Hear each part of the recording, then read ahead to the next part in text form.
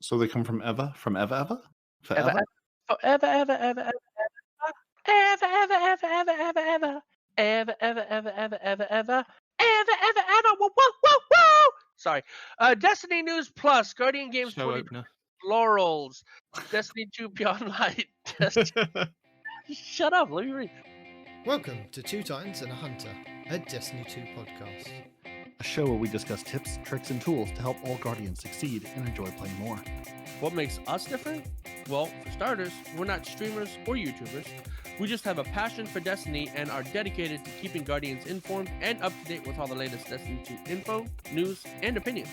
We encourage your questions and feedback. You can contact us either by email at twotitansandahunter@hotmail.com or on Twitter at twotitans_hunter.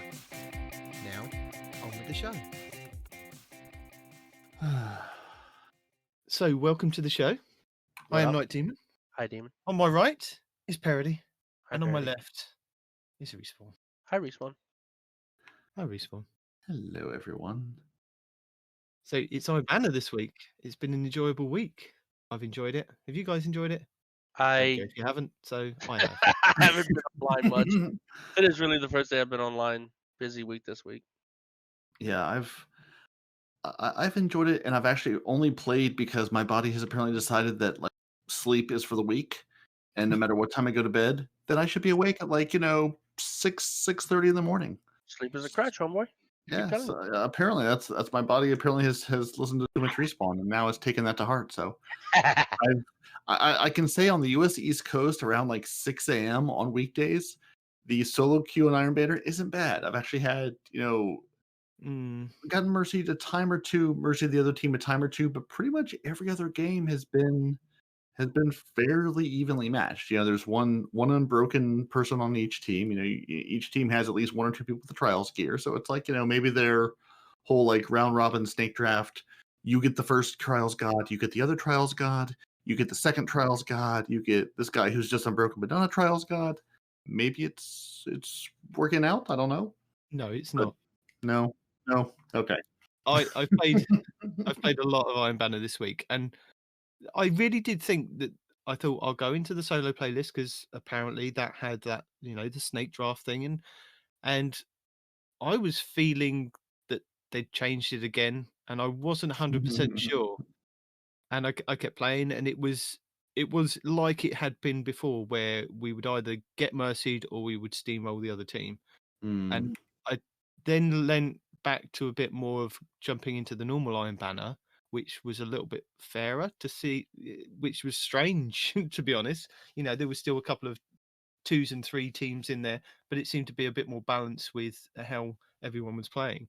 And it wasn't until I listened to Massive Breakdown's podcast, who pointed out that DMG on Twitter a couple of days ago pointed out that the tests that they ran in the last Iron Banner gave them some great data, but the changes were reverted for this Iron Banner.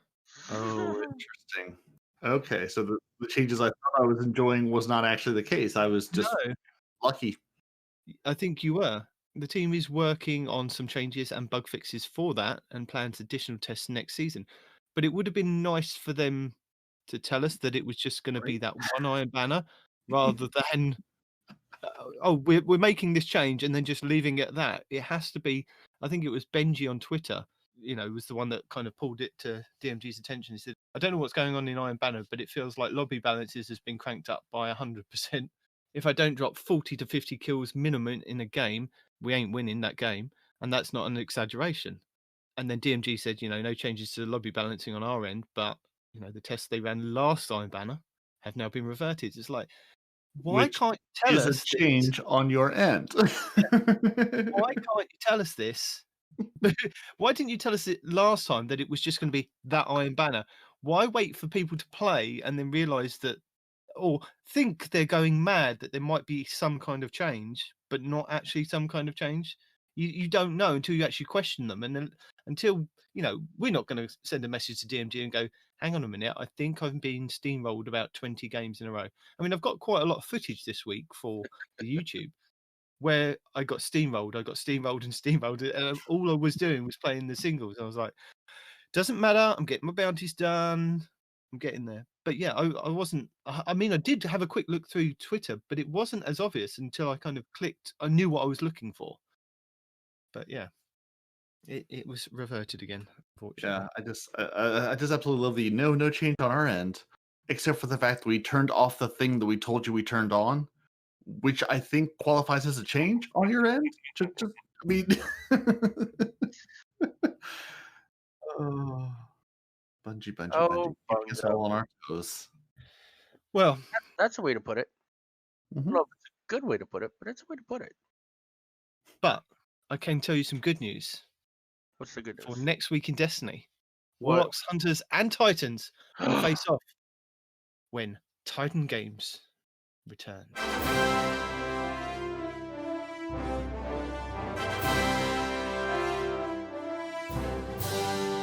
No. And that's what we're officially calling it, the Titan Not. Games. That is We definitely are. not what we're calling it. It's the second annual Titan Games. Nope. We can put a stop to Kargan's plans in the Insight Terminus, Nightfall the Ordeal, and all Grandmaster Nightfall Ordeals become available. So all you have to do is get to 1325 in any means necessary. Then you can go and select that from the director, and it has a little drop-down box to say which Nightfall you want to select and bang your head against for the next 10 hours. And then we have Showdown returning to the Crucible. Peroty. And in Showdown, that's where two teams of 4 vie for dominance by seeking which team can score the most kills in a timed round.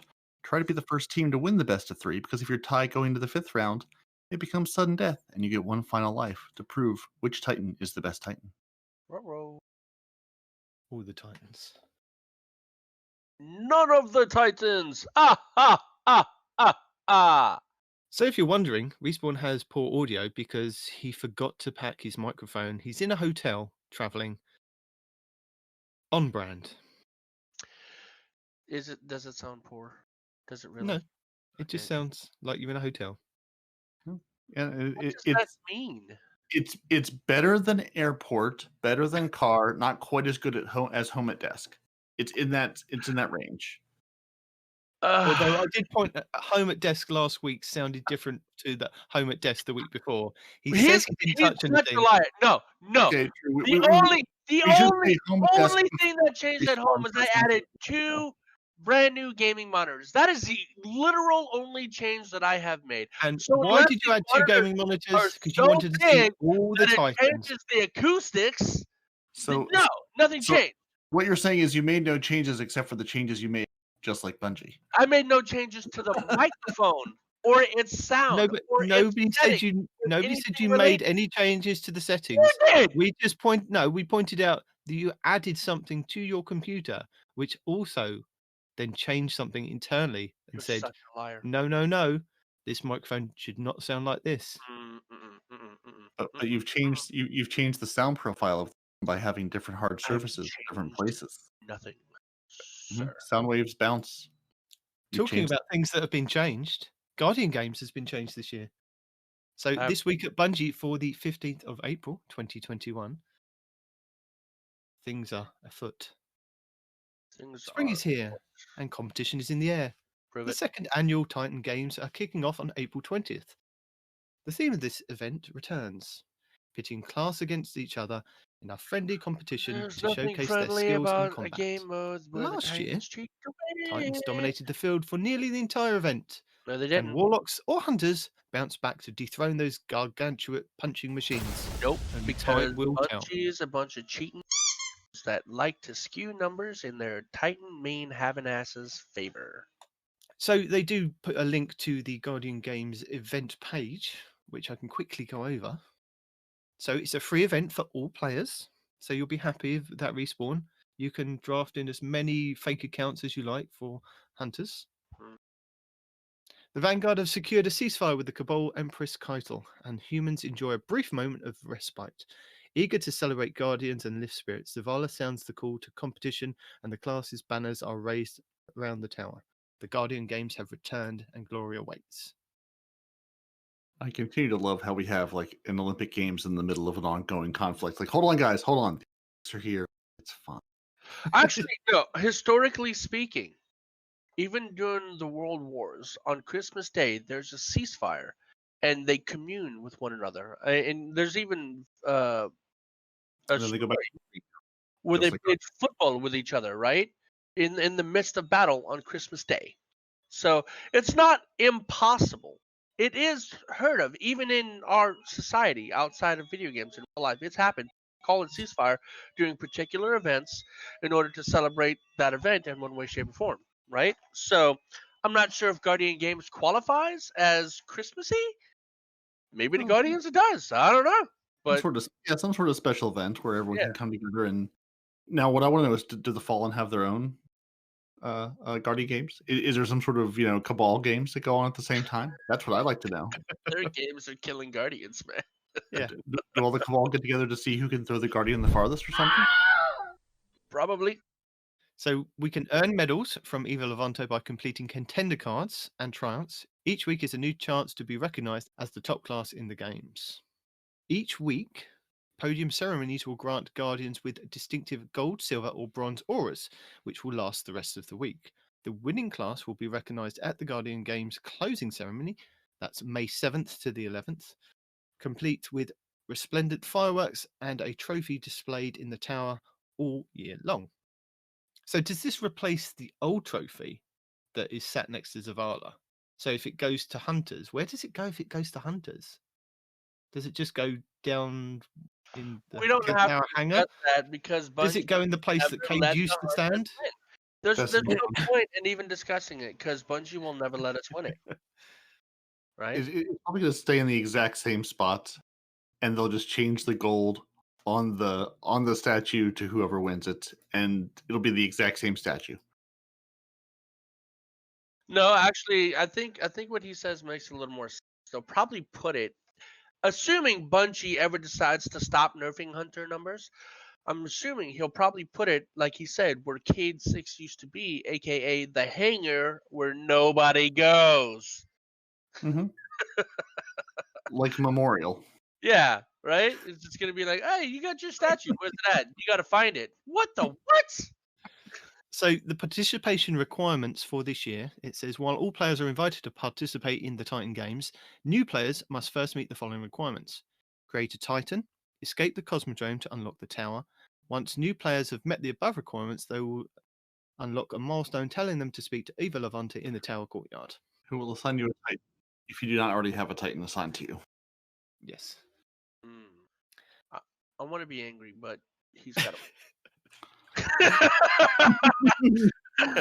I mean, look. I mean, at some point in time, we have to understand and we have to accept the reality that it is. Even though Bungie has to nerf our numbers because obviously people love playing Hunters so much that there are just so many. I told you. We need to accept that. Nobody's getting a nerf. Nobody's getting a nerf this year. No, this is what I'm trying to tell you. They have not Yes, stated they have. that anywhere. I will read it to you. Said it in the TWAB if you would read. I did read the TWAB. Did you read? It said everything. It said everything about the Guardian games except the numbers. Hold on. I'm going to go back and look again. TWA freaking B. That's the space. You don't add it. Anyway, last year we received a lot of feedback on how the overall scoring worked. You can read through this post for refresher. But the TLDR is that we had class-specific scoring weighted to account for the difference in class population. We did this to make sure that the hunters didn't have a huge advantage because of, well, how many hunters there are. Because this year, we won't be doing any initial weighing on the scoring. Everyone's points will count the same. How the hell Again, is that? This year, we won't be doing any initial weighting on the scoring. But like, everyone's points will count the same. I promise you, I read the TWAB. At the start. Because people were asking questions in the chat, and I was answering them from the TWAB. And Nobody should be asking you questions in the chat. I answered it because I had read the TWAB, right? And it was good information. point this out now. Nobody ask him questions that actually relate to things like this. Shut up! I answered the question. No, you I can know ask, you've answered the question. ask a question. You've given Correctly. information.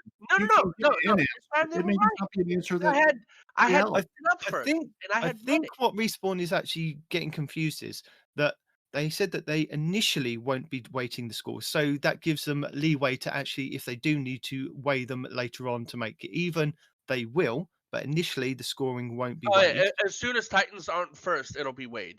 Promise you. Hang on. no. They go on to say, here's what we're going to do instead. Is you're going to be able to win these medals. Bronze gives you a point, silver 2 points, gold 5, platinum 15. We still have to account for the different class populations. So this year, the class that comes into third place each day will get a permanent 10% bonus on scoring going forward. So they're not nerfing, they're buffing the numbers. So if you come in last, they're going to give you a permanent boost so you can hopefully not come in last the entire week.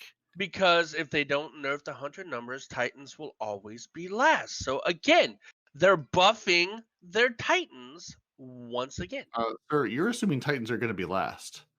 That's a Mm, big assumption. The That is Hunters, I mean, to be fair, I think the Hunters did play like one day last year. They all left. So Yeah. yeah. So the Hunters will probably play the one day. We'll get the permanent 10% boost, and then we'll come back and destroy everyone because the Hunters will give up like day 2. Persistence, So my friend. is it only the first day that you get the boost? Because that doesn't make any sense to me. Right? So okay. No, what's All going to right, happen? all right. Class BS aside, right? We all know that the least number of people are the warlocks, right? I mean, strictly from numbers, there's not as many warlocks, right? So Right. we're thinking they're probably going to be last. Okay, Right. so Okay. keep that in mind. Yep. So, if they come in last the first day, which is predictable, Mhm. right? Then are you telling me that they're the only class for the rest of the game? No. Each day. Each day. Day, they There's get a daily reset on it. So if you're third Permanent. place for the day, you get the boost going forward. You get Okay. a permanent. Listen to that wording. Permanent 10%. 10%. So if they the warlocks come in if they come last, in last 2 days in a row, they now have 20%. no, they get 10% and then another 10% on top of that. And then if Which- they come in last again the third day, 10% on top of that. So That- 10, 20, 30%. No. Is this additive or what? No. If you're giving 2 discounts or 2 bonuses to somebody when you're working out something in shopping wise, you don't. If somebody comes in with like 2 vouchers that are 10% off, you don't give them 20% off. You give them 10% off the price, and then you give them another 10% off of the 10% price reduction. So it's not 20%. It works out to be something stupid like 17.5% in total. It's not. It's a cumulative. But It's not adding them all together. It's adding something to it. It's not just 10 and then 10 and they're going to get more than 10. Yes. Okay. That was my whole point. Whether it's 20 or 17 or whatever, they're getting more. Right. The more you lose, the bigger your catch-up mechanic will be. You'll have at least more of a, if you come in and you lose, you're going to have 5 days worth of a boost to try to make it, try to come back. Sure. It won't be 50%. It'll be, 39.6 or whatever, their number works out to. So if then that class suddenly starts them becoming second and somebody else drops down to 10, drops down to third, they will then start getting the 10%. So then they will be brought back up and in line. So somebody's going to get a 10% boost at some point. So if the hunters suddenly drop down to third, they'll start getting the 10% boost for that day. And then if they drop to the third for the next day, they get the extra boost of the extra 10% on top of the 10%. So it kind of evens its way out so that somebody's it's always going to be rotating. And maybe this is a better way of them working it out rather than weighting you from what they did last year. And let's face it, they've got a lot of numbers and things that how they worked it out last year. So hopefully, fingers crossed, it seems to work out better this year with how it's going to be worked out. You guys just need to show up this year. Yeah. That's what I worry about. That's the flaw in the system is even with the boost, if because they say we've tested the new scoring system and with last year's data, it seemed to provide more competition. We've seen different classes winning through the events. Hunters will likely win early on because of their population advantage, but as the bonus kicks in, the competition should tighten up quickly. This all depends on people playing the full week, and that I think I would love to at least have like even just raw numbers on like how many people from each class competed each day. Because if if everyone says, "Oh, we'll do this the first day or two, I'll get my reward for it, and then I'll ignore it till the end of the week." If again because there's more hunters, I'm just gonna say, if more hunters start playing and then give up halfway through or say this is dumb, I'm not doing this, it's gonna be a runaway with the classes who have already gotten the boost. No, but then you say that People not playing because this is not an event I don't think you're gonna play it the whole way through. if the hunters decide like last year, they'll play for the first couple of days and then they go, "Oh, it's not for us," and they drop down to third place. By the last week, if they are still in third place every single day, they've got that 10%, 10%, 10%, 10%. Oh So yeah, if they that's start exactly playing, what I was thinking. It's they start exactly playing, it then works in their favour. Yeah, which if they can get their act together and all come back and win at the end, great. right. Yeah, people seem to, I don't know, people don't seem to have that rallying, I don't know, not mentality, but yeah, just this event is dumb, I'll ignore it until it's over. I'm curious to see how this pans out. It's I'll even be- more interesting Better than than last just time. weighing it differently, I think. I mean, even if it's not a great solution, it is at the very least a better solution than what they did last year.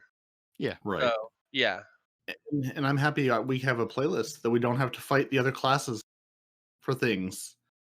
I'm happy we get that new strike play, the Guardian Game Strike playlist. This is like the Yeah. standard Vanguard playlist, but it will group players together by class. This feeds into the laurel collecting mechanic where players will have a chance of bonus laurels when picking up the laurels generated by a player of the same class. now Laurel. here's the question on that, right? Let's say the hunters are all playing in mass, right? Let's just say that. Now, if there's a lot more hunters on the server, does that mean the hunters are going to get paired against hunters and hunters win no matter what? There's no crucible in this. This is strike playlist only. Yeah, strike. Somebody that's read Strike. the TWAB should know this. No, but I'm just saying, man. That's what Crucible looks like anyway. Have you not been into Crucible? It's mostly hunters. It's hunters all the way down, and then like 2 warlocks. Yeah, but no, Titans are the best, right? No, hunters are the best in Crucible, hands down. Times I've been frozen from across a map and then murdered by a tornado. Yeah, no, I got nothing that competes with that. So with the new Guardian games, this brings modifiers. We didn't have this last year. So this new playlist will have gameplay modifiers added based on the previous day's class standings. Classes will get benefit modifiers tied to gold, silver, and bronze placements, but they'll also get negative modifiers also added. So gold, if you win hunters for the first day, you get health, shields, and recovery are increased, and kinetic weapons deal more damage. Warlocks, if you come in silver, melee abilities recharge faster, elemental damage is increased from guardian sources, and more heavy ammo available. And Titans, if we come in last, we get bronze, which is grenade abilities deal more damage and recharge much faster, which is what we want when we're a Titan, basically. So let's go for bronze. Elemental damage increased from guardian sources. So the negative modifiers added to the playlist. So this is only in the specific strike playlist. So the gold class gets 2 modifiers, silver gets 1. These modifiers are themed around classes that finish lower on the podium. So Titans, your bronze negative modifier is combatant melee attacks deal more damage. Your silver is combatant melee attacks deal significantly more damage. Warlocks, incoming damage increased while airborne. And silver is incoming damage significantly increased while airborne. Hunters, your bronze is radar is disabled, and your silver is radar is disabled and combatants don't flinch when damaged. Now, what this means is, say the hunters win gold. So the next day, they will get the gold ability, which is health, shields, and recovery are increased, and kinetic weapons deal more damage. But you will also get 2 modifiers of the below classes. So if the warlocks come second the first day, the hunters will get the silver warlock negative modifier. So they'll get the incoming damage is significantly increased while airborne. And if the Titans come in third, the hunters will get combatant melee attacks deal more damage. So this is worked out on who comes where in the standings. Are you guys understanding this? Yeah. So you get a good modifier, but you will also get, depending on where other classes come below you, you'll get their So what equivalent of happens if the silver and warlocks bronze. come in third? Out of some morbid curiosity.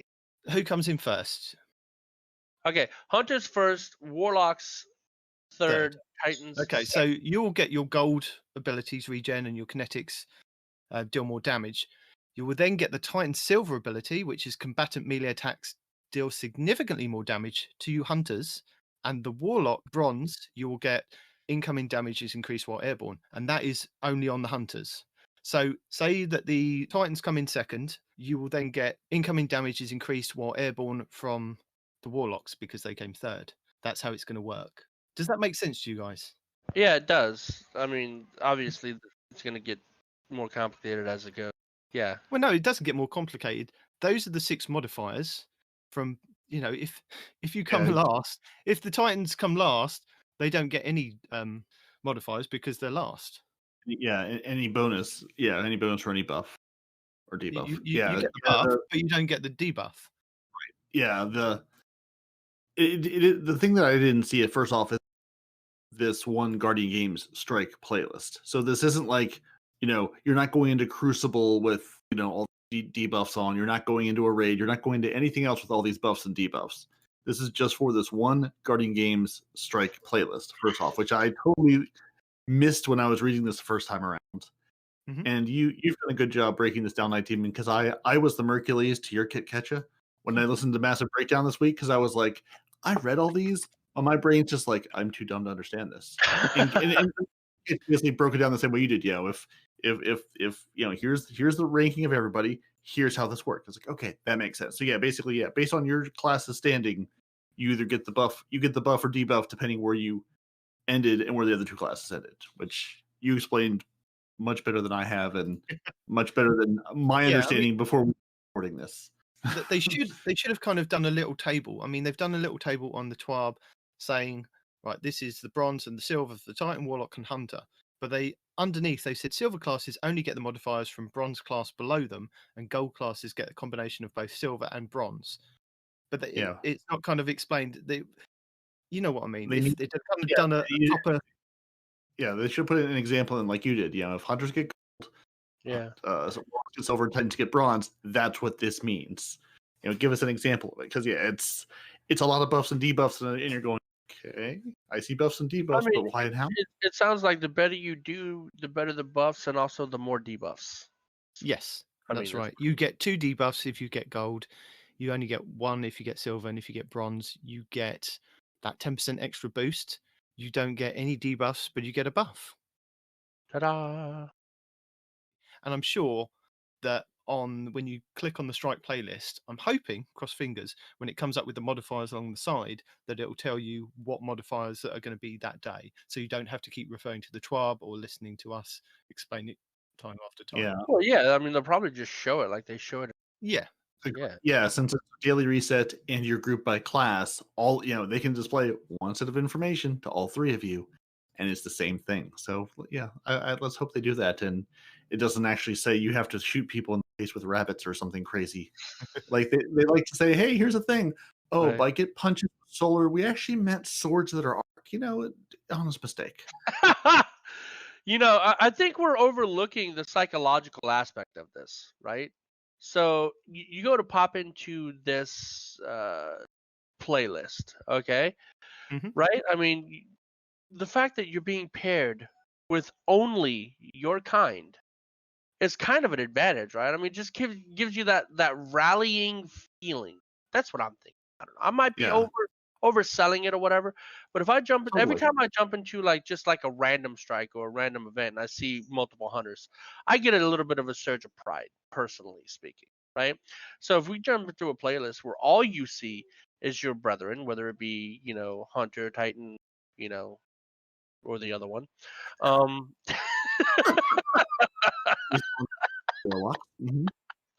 or I mean, it's gonna make you feel good, I mean, I'm thinking that might encourage people to play, just knowing that you'll see others, that play your class, instead of you being a warlock and seeing nothing but Hunter Titans on. Right, and again, and finally, Bungie, we have a competitive event sort of, and we're not fighting other people I'm not fighting to pick up lore. I'm not trying to get kills so I can get the laurel for my class. Right. Whoever gets the laurel, it's going to stack as opposed to, you're not fighting each other, which is just a nice quality of life change that seems like it Which makes sense. I I agree. think you will be fighting other people for laurels if you play in other playlists. So if you're playing Right. in Crucible, Gambit, normal strike Regular playlists, Nightfalls, whoever gets that kill will drop a laurel, and then you have to collect it. Mm. So they've at least, if you want to play the event and enjoy, play the event and max out on that event, Yeah. at least they've given you 8 points to go do that. So we mentioned that there's a medal case that you'll receive from Eva Levante to store your hardware until you're ready to visit the podium in the tower to bank them for your team. Once you have the maximum medals for a certain type in your case, make sure you go and turn them in, as many more earned for that type will be lost. Turning in medals will give you a chance at receiving an event package depending on the medal type. So you have a maximum carry number? Oh, that's a little aggravating, actually. It's I mean, the same that's as sort of like everything else. There's a maximum of something. But I don't remember there being a maximum last year. That's not saying much. But still, I'm you not- didn't have a maximum you could carry last year. You just banked however many you had on hand, right?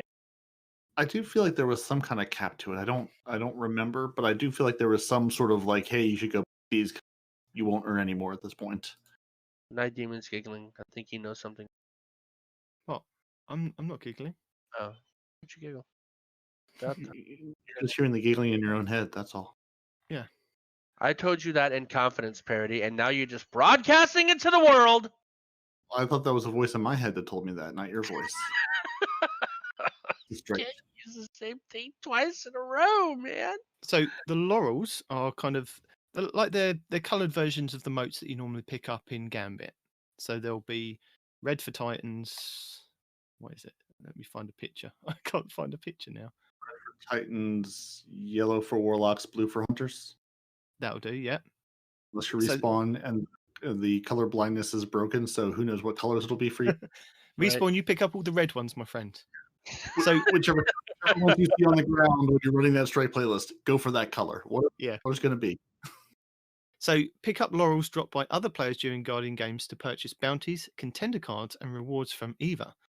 Laurels will drop in all activities except for Gambit and Crucible, where they will be awarded after the match has ended. So you don't have to worry about kind of picking up that that person's laurel after you've killed them. It So will we haven't turned that into supremacy. I'm a little sad about that, but okay.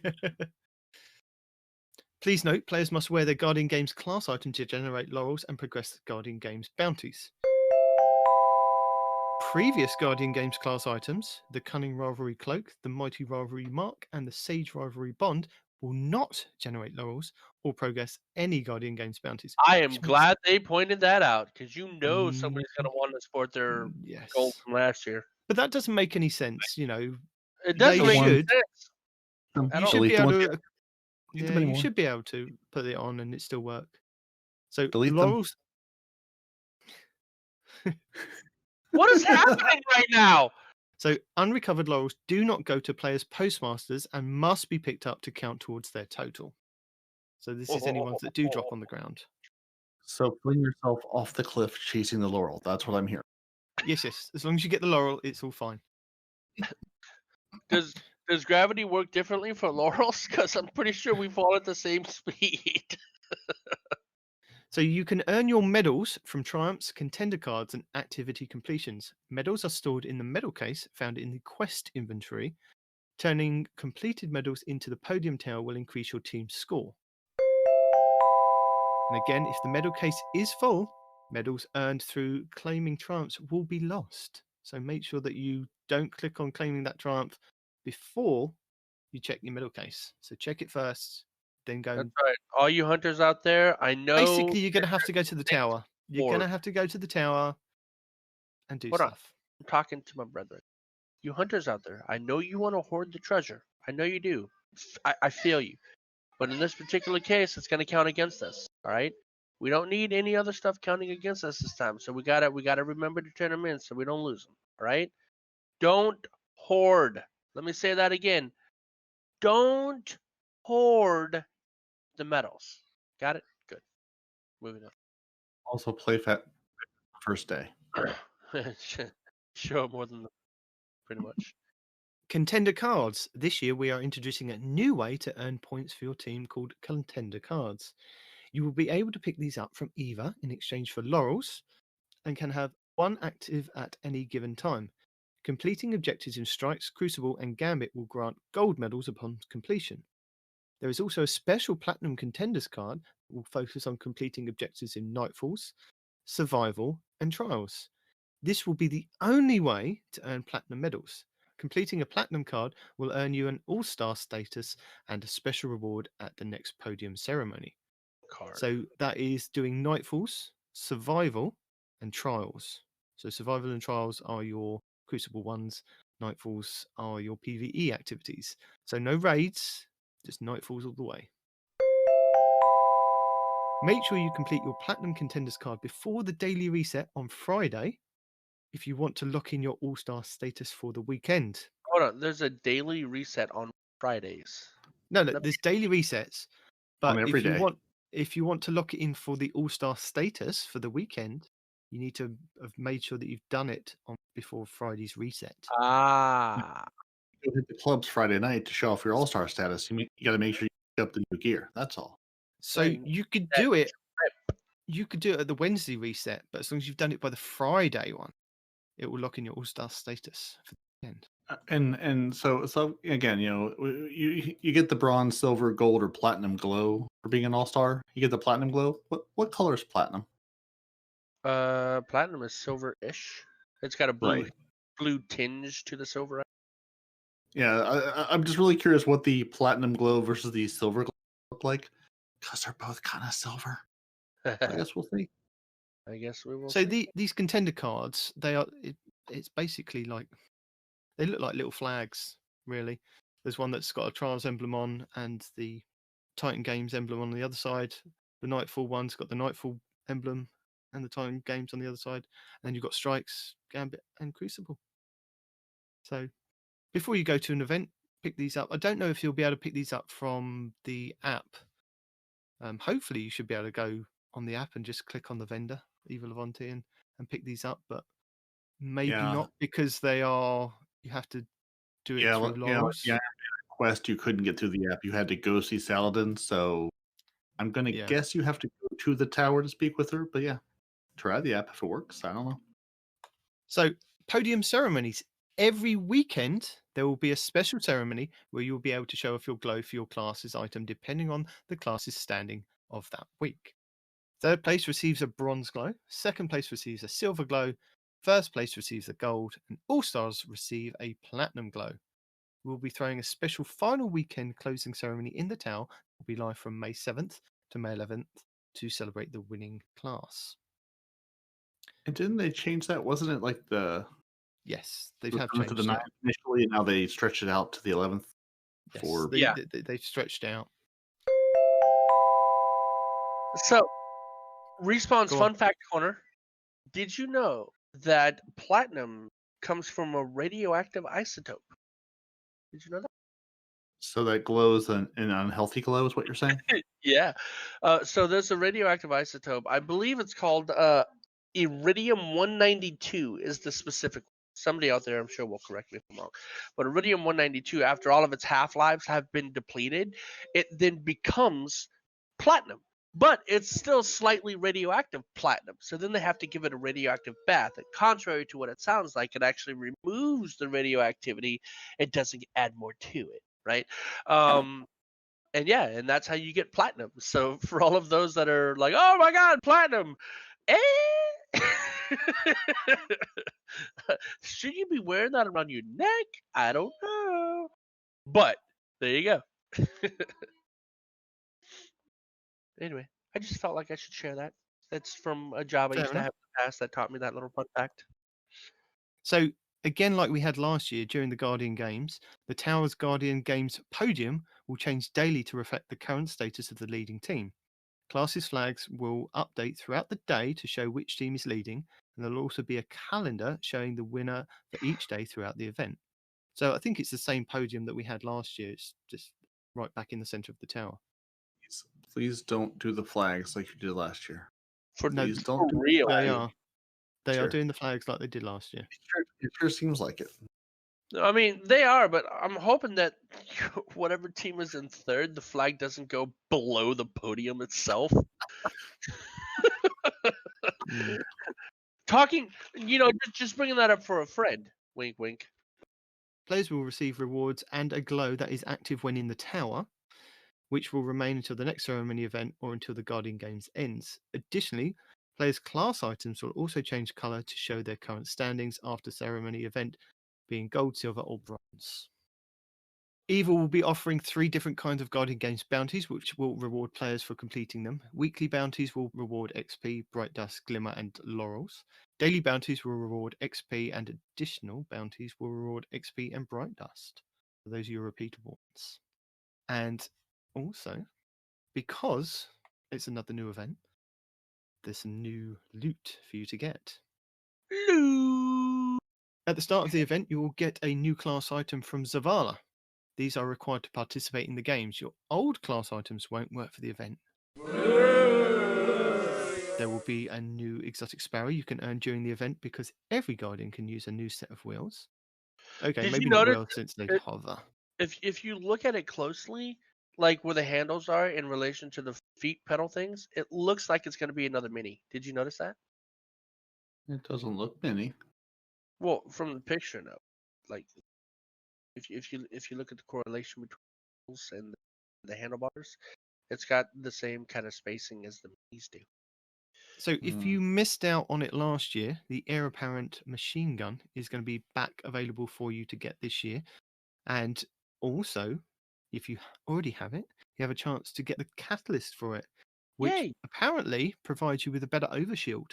So what this gun does is once you spin up, it provides you with like an arc overshield, which you can take a lot of damage before you kind of start. You don't even have to be shooting Eh, anybody. You can spin it with- up to generate the shield as long as you've got ammo in the gun. With a caveat that You can't zoom in. well, no, you can't zoom in, but the shield, when you get hit with arc, just like any other arc shield, pops pretty immediately. So, yeah, hopefully it'll stop that from happening. Although if it didn't, I wouldn't complain because it is an arc shield technically, right? But yeah, no, last year you got hit by like one of those just one of those tiny little arc bullets from like a minion and red bar ad or whatever, and then your arc shield is gone. It's like, well, that didn't do a whole lot of good, did it? No. Yeah. But if you want to roleplay it, Bellis to Arc, the catalyst will provide you even beefier shields, so you can ball stop your way through the battlefield. So it does appear that the catalyst will give you beefier shields. Yes. There you go. And the Heir Apparent Catalyst has a chance to drop from banking gold or platinum medals if the player already owns the gun. So the rest of the rewards for the Guardian Games, you can get the Ghost Shells, which can be purchased with Laurels from Eva. The Colour of Speed Exotic Sparrow can be earned through collecting class points and completing triumphs.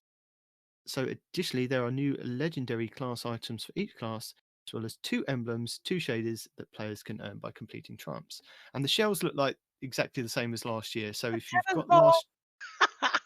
if you've got last year's rival Titan shell, the rival Warlock shell, and the rival Hunter shell, you're kind of set for those. You only kind of need to worry about maybe collecting the Colour of Speed Sparrow and the Heir Apparent Catalyst. And The new ghosts, because for the first time, I'm now torn. There's a tennis ball ghost with a little headband. You and like there's that? there's a water bottle ghost, and I'm real torn about which one I want. Dude, I'm tennis ball 100%. That tennis ball looks so good. And look at it. It's even fuzzy. The attention to detail on the tennis ball by itself is amazing. But the fact that it's a little tennis ball with a headband is so adorable. Sorry. I may be already planning to put the Indiana Jones hat emote projection on top of the tennis ball ghost. That may already be happening in my brain. Right. And then there's a third ghost that just looks like, a ghost with some ribbons and the Guardian Games colors. But it's not a water bottle or a tennis ball, so I'm sorry, Ghost. You're just not the best. Right. So there'll also be Eververse collectibles included, but not limited to, a new Universal Ornament armor set. At Beyond Light's release, we said that we would be working to make future Universal Ornament sets more accepting of shaders. So new technology allows us to achieve this change more easily, and the Guardian game sets are a great example. And then if you have a look on the TWAB, they give you a peek at what they look like, the ghosts that you guys have been dueling over, ships, sparrows, and then Bungie rewards. You have a chance for glory and rewards beginning next week, but Guardians can get a preview of the Bungie rewards starting now. So players who earn the Guardian Games exotic sparrow can unlock their code to purchase an exclusive Guardian Games track jacket with all 3 class patches. Participate in the final week's closing ceremony at the tower to unlock a purchasable gold pin commemorating the winning class. If you don't want to wait for that, silver class pins are available now at the Bungie store. Silver's available now. The second. If you want to go second already. Well, I mean, it depends. Wasn't it last year? People were liking the silver things or bronze over the gold because people like silver more than gold. So there was a big push not to be first. Yeah. So if you buy it now, you get to enjoy it now. And Bungie Rewards will also have a free emblem commemorating the games. Complete a Guardian Games playlist strike during the event to unlock your free reward. So you have to go to the Bungie Rewards page, sign in, and then you can unlock that. That'll be sent to your emblems. Normally it's under, I think, one of the last pages. We'll find that out and let you know where that is for next week. Yeah, hopefully. Oh, I'm sorry. Hopefully more next week. Goodness. I don't know what's going And I'm not sure if Peroty's got this up in front of him, but I will give you the known issues for this Dun- event already. There are known issues for the event. on. Don't Parody's got to do it. Let him do it. So you're saying that there might be several quest items, such as the metal case or contender cards, that will not be removed from your inventory after the game has ended? I am talking about those. They know that already. Medals, earned through claiming the triumph will be lost. Your class item acquired from Zavala are awarded at 1250 power level instead of 1300, which can be acquired from Eva. So get your costumes from Eva, not Zavala. Zavala is selling you secondhand knockoff merchandise. I think, though, the problem with that is that you have to go to Zavala to pick up the class item first to kick off the quest, but then you'll be able to go back and pick up And you can through earn the laurels from Eva, yeah. Sorry. Oh god, that's funny. The first one is funny. The games haven't even started yet, and Bungie's like, "Yeah, after the games are over, you won't be able to remove this from your inventory." Well, it kind of seems like you've got a head start on this to work it out before the games are over, man. So players, mostly hunters, will not be able to deposit medals if they were acquired in the tower after players have already deposited medals of the same rarity. You'll have to go to orbit and come back to deposit those additional medals. Does it actually say hunters? It does not say hunters. I'm just baiting you. Okay. The Laurel acquisition step. You almost got me, dude. I did get you. That's how we do the good work here. The Laurel acquisition step of the heir apparent exotic quest only counts laurels picked up off of the ground.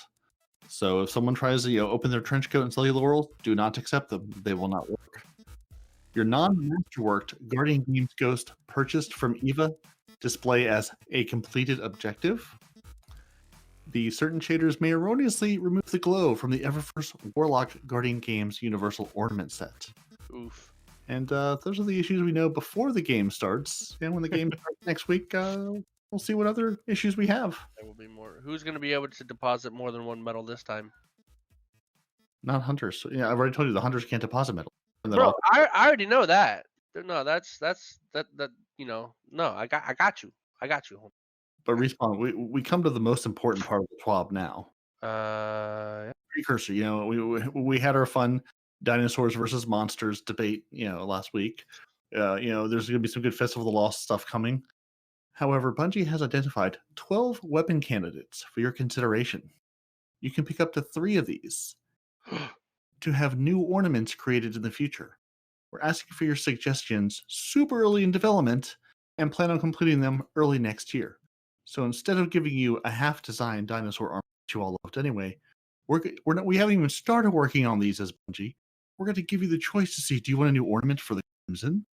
Maybe the Fighting Lion, the Graviton Lance, your favorite La Monarch, the Merciless, which is still a gun in the game despite no one using because it was bugged all year, the Risk Runner, everyone's favorite SMG, the Skyburner's Oath, the Sunshot, the Telesto, the Sweet Business, the Trinity Ghoul, and the Vigilance Wing. So if you've not already, go to the TWAB, click on the big gold link that says click here to take our brief survey and cast your votes. And cast your votes for the Sweet Business, the Telesto, and the Risk Runner, and be done with it. No, definitely both bows, and then maybe the Sweet Business. But looking at this list, the Monarch is the only one that doesn't have an ornament at the moment. Crimson has Currently, one, yeah. Fighting Lion, Graviton Lance, Merciless, Risk Runner, Skyburners, Sunshot, Sweet Business, Telesto, Trinity Ghoul even has one, Vigilance Wing has one. Fair The point. Monarch is the only one. We should go vote for Le Monarch because the poor Le Monarch does need a cat. Yep, you get 3 of them, right? It So also needs a catalyst. So while you're there, Bungie, yeah. catalyst and ornament, Mhm. and don't delay it to the end of the year. I would like the catalyst next month, please. Well, what did you say? We do know there's a bit of a cult following behind Fighting Lion, but then again, we see Le Monarch ornaments requested regularly. So we will announce the results. Probably because it doesn't have one, like he said, you goober. Right. We will announce the results on which weapon ornaments we plan to make in a future TWAB. So yeah, this is your chance to say, "Hey, Bungie, what you to go do?" You don't have to get invited to the studios. Tell them this is what you want to do, and just keep voting over and over again until you have your Le Monarch ornament, and then you can be happy. That comment, like that comment makes me want to slap someone's face. We get all these requests for Le Monarch ornament. I wonder why, man. Shall we tell him the good news though? I mean, that was pretty good news. We got more. Yeah, I mean, I feel like that was good news. We're done here. So after your rant a couple of weeks back about the Proving Grounds Nightfall, you remember that one, the cheese, and you got quite upset. Even I jumped on the bandwagon. I was quite upset about it. A little bit. So earlier this season, Bungie clarified that Beyond Light and Season Pass would require to play the Nightfall version of the Proving Grounds. We have since made a change to these requirements, and access to the Proving Grounds Nightfall will now require either Beyond Light or Season of the Chosen Season Pass. Players no longer need to have both to access the Nightfall. Which really would good. Information to tell them, well, since it was up this week before Thursday of the week that it was up. But hey, at least now they have this weekend to go play it if they're trying to get their weekly challenges done.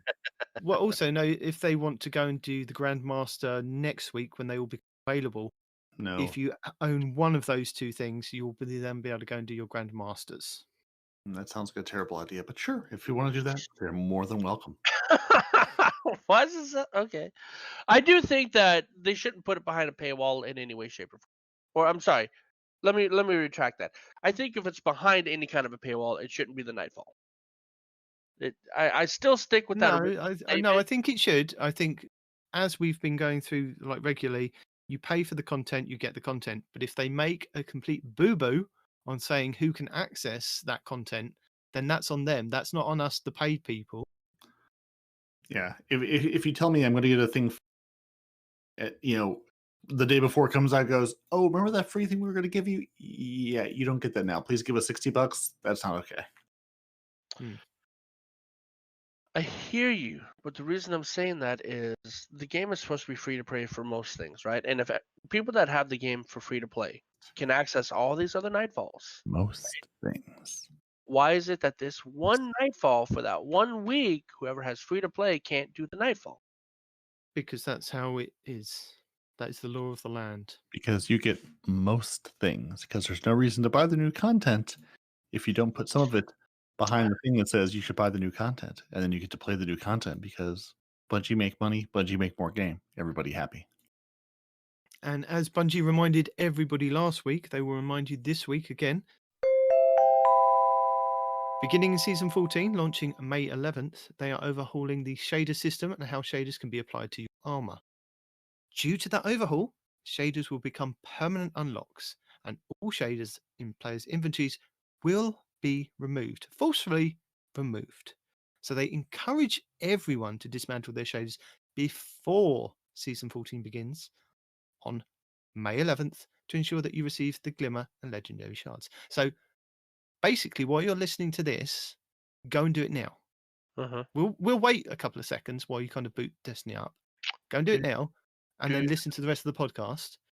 Just get rid of them all. Yeah, you can wait a couple of weeks before you have to apply any more shaders.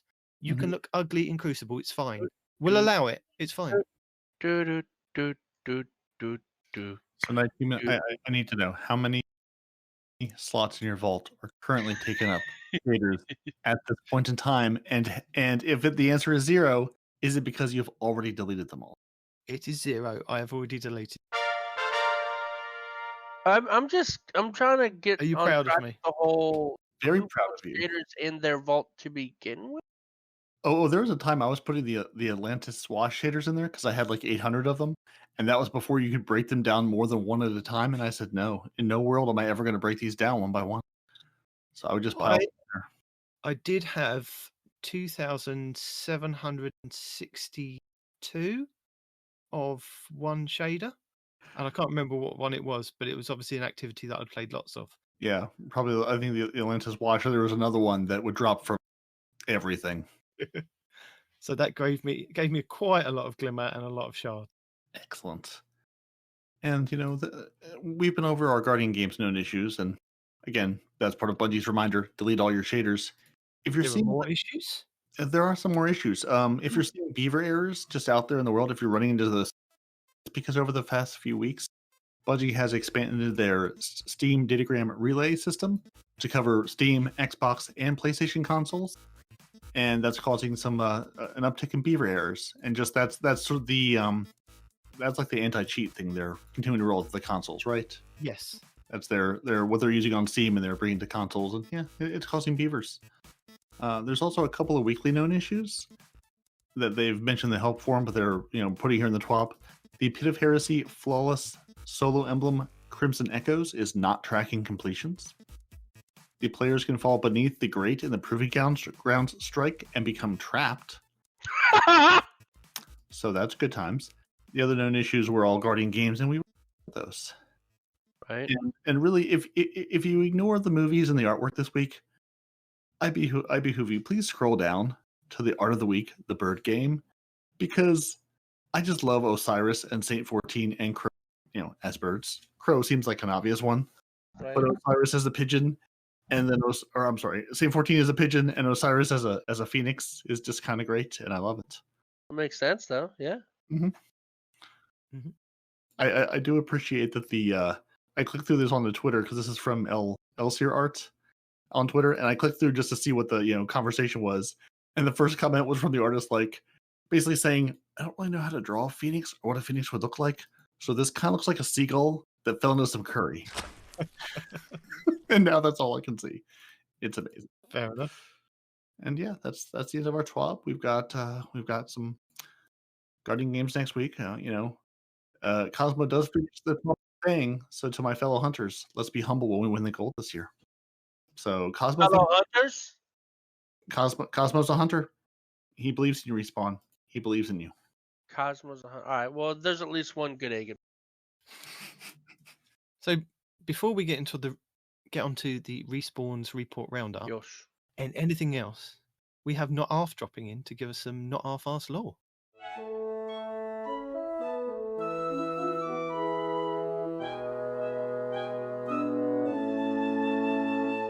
Entry 9, Heretical Flesh. This page is blighted with mould and the imprint of a memory. The words seep experience into your open mind, through the eyes of an empty vessel. Dormant, bound, threat, storm outside.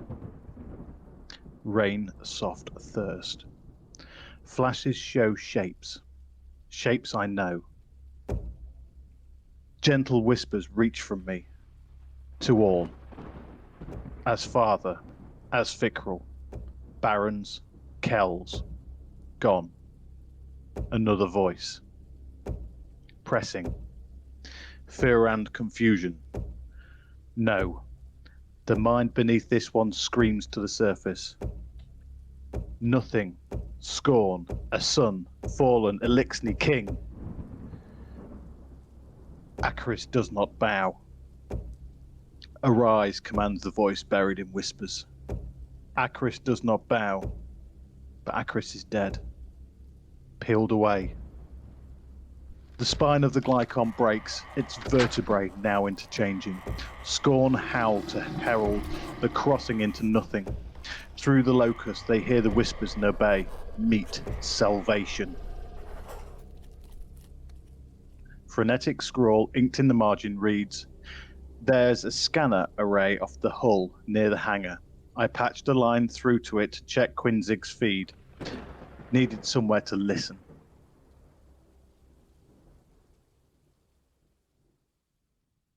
So this is, I'm taking it that this is through an empty vessel, which is Callus. No, it's not. It's a Scorn. Ah.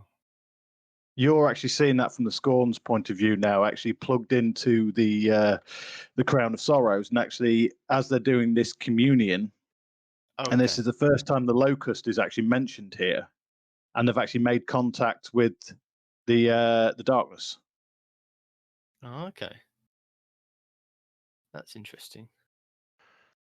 Okay. So That I'm would- guessing they're standing inside the helmet, because as somebody who has stood inside that helmet, it's quite large. So I don't think whatever creature is talking about it is wearing it.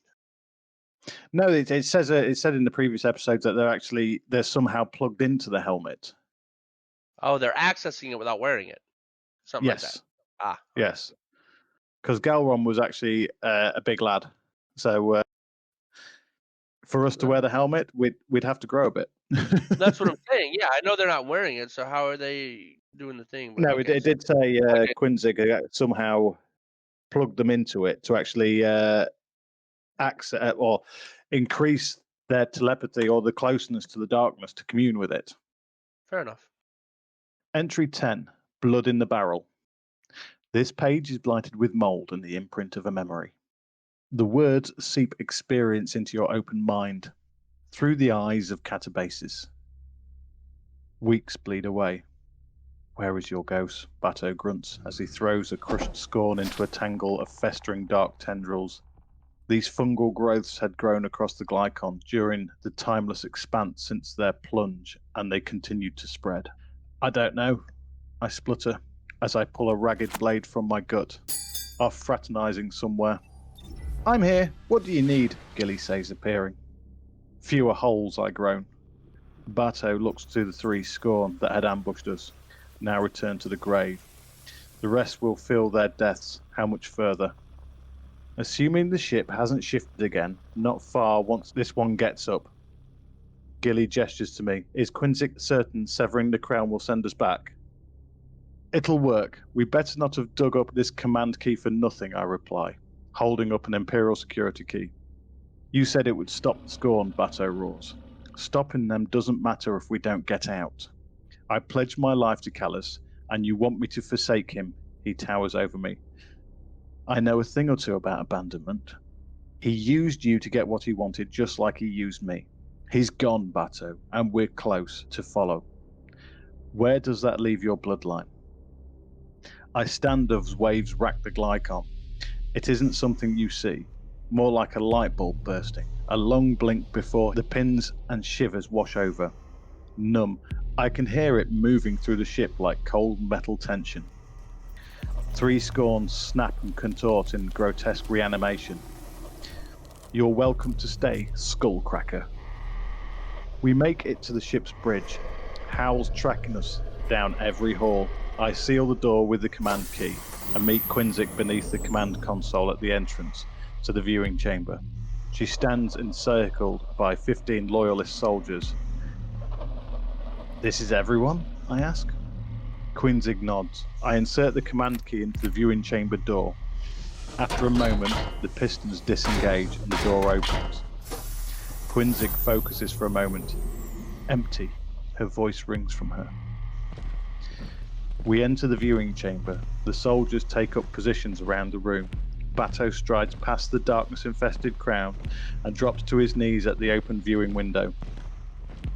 He stares into the endless. How do we choose who deserves our loyalty? I walk to his side. Everyone's got their own way. No one's right. You don't owe anyone anything, Bato. Quinzig signals that she is ready.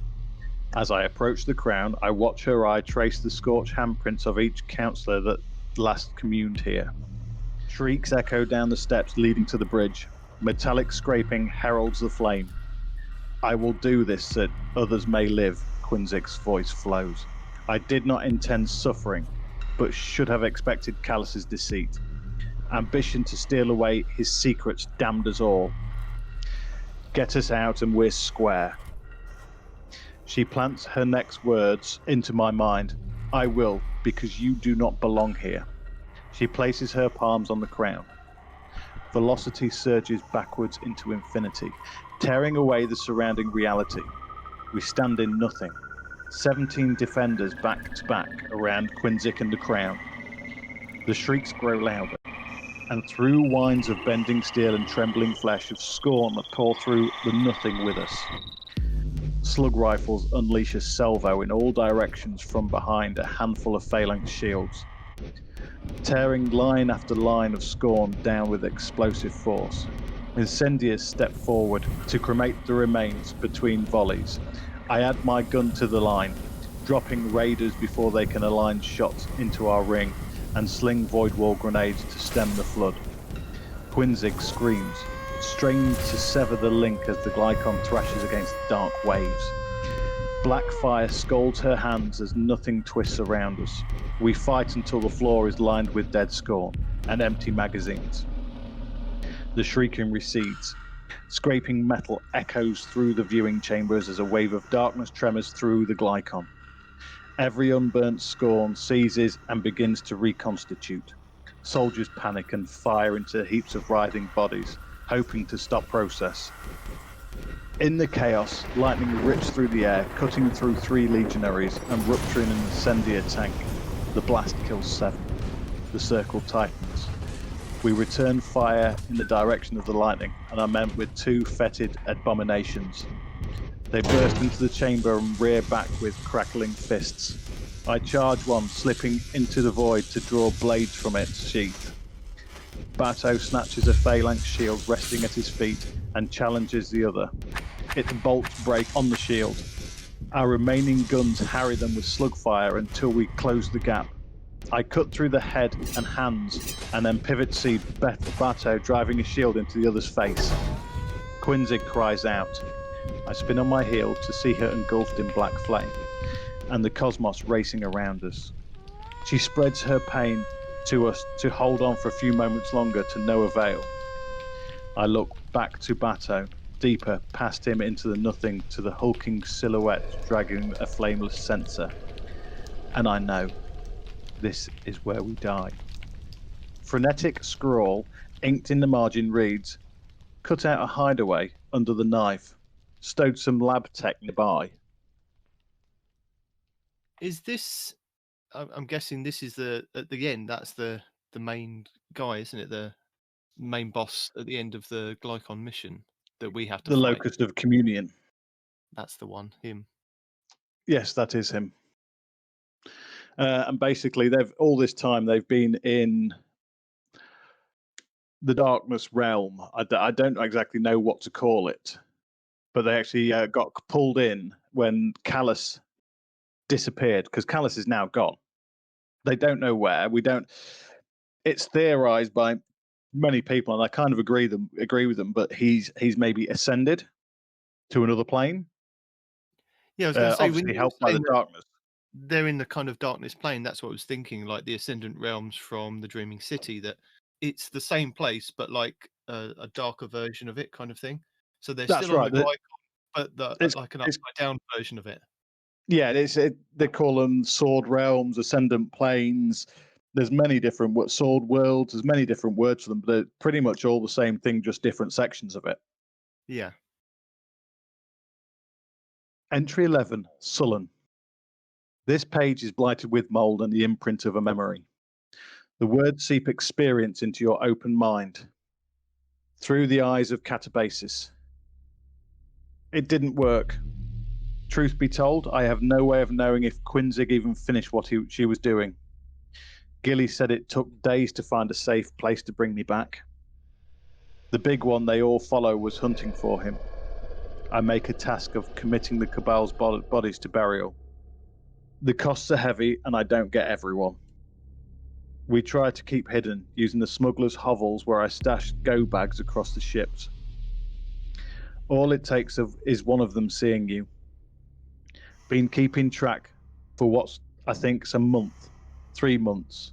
The waves are random. When one hit, it rearranges pieces of the ship, and I have to find my way again. Gilgamesh is becoming more distant, talking less. He wanders off for days at a time. So far, he always comes back. When I die, I dream of a city burning. Death dreams are a first. When I wake up, I don't know how long it's been. Gilly won't say. There have been hundreds of lives between this and the last one, I remember. I live in a charnel house. I'm alive and old. Get up. Gilly's voice is thin. Why? There's nothing to do but starve. Giving up again? You'd rather I just left you here? I roll myself to face him. I'm not giving up. Just take my light and hold it until there's a way out. You know, I used to think that we were the way out, us together. But we're just stuck in another cycle. There's nothing to eat, Gil. You don't feel that emptiness chewing on you. Promise you'll leave me until we're out. Gilgamesh looks at me for a long time without speaking. I close my eyes. I promise. Frenetic scrawl inked in the margin reads, Maze of vents. It's somewhere in there. That fungus crap keeps blocking my path. And basically what we see there is Catabasis is actually stuck now on the ship and can't get to his ship in the hangar to actually get out. And it's just an endless cycle of him starving to death now. Right. Oh, interspersed with, I presume, it's almost like death dreams. He's almost having visions. Yeah. I suppose because if he's not eating, he's going into some kind of Hunger hallucinations and stuff. Yeah. Yeah. But is he now back in the normal realm, or is he in? I think he is back in the normal realm, but they're still having the darkness waves that rearrange the ship. That's what Quinzig was trying to do to actually get him to survive.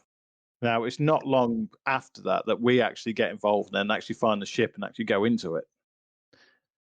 Entry 12, Debtor's Knife. This page is blighted with mold and the imprint of a memory. The words seep experience into your open mind, through the eyes of Gilgamesh. I linger on the corpse of my once guardian. I've hidden his shame for so long. I believed it was my obligation to be the warmth when his fire died. But now I see that obligation was a leash to keep me tied to life. It is a cold, coiled, choking reality, and I will hang gasping from it no more. See the truth the whispered has offered. I saw it every moment, suffered aboard this vessel, a microcosm of violence extrapolated to the world beyond with only one escape. Soon Catabasis would know it too. Scorn onlookers surround us. I raise Catabasis. Gilly. Catabasis kneels before me, his rifle beside him. What is this? A way out. I won't carry you anymore. You're abandoning me? Catabasis looked to the Scorn, his rifle, his ghost. No, no longer. Not his, not the Traveler's, not anyone's. I sacrificed everything to keep you moving forward. Guided your every power you needed to survive. I shared the truth he wants to forget.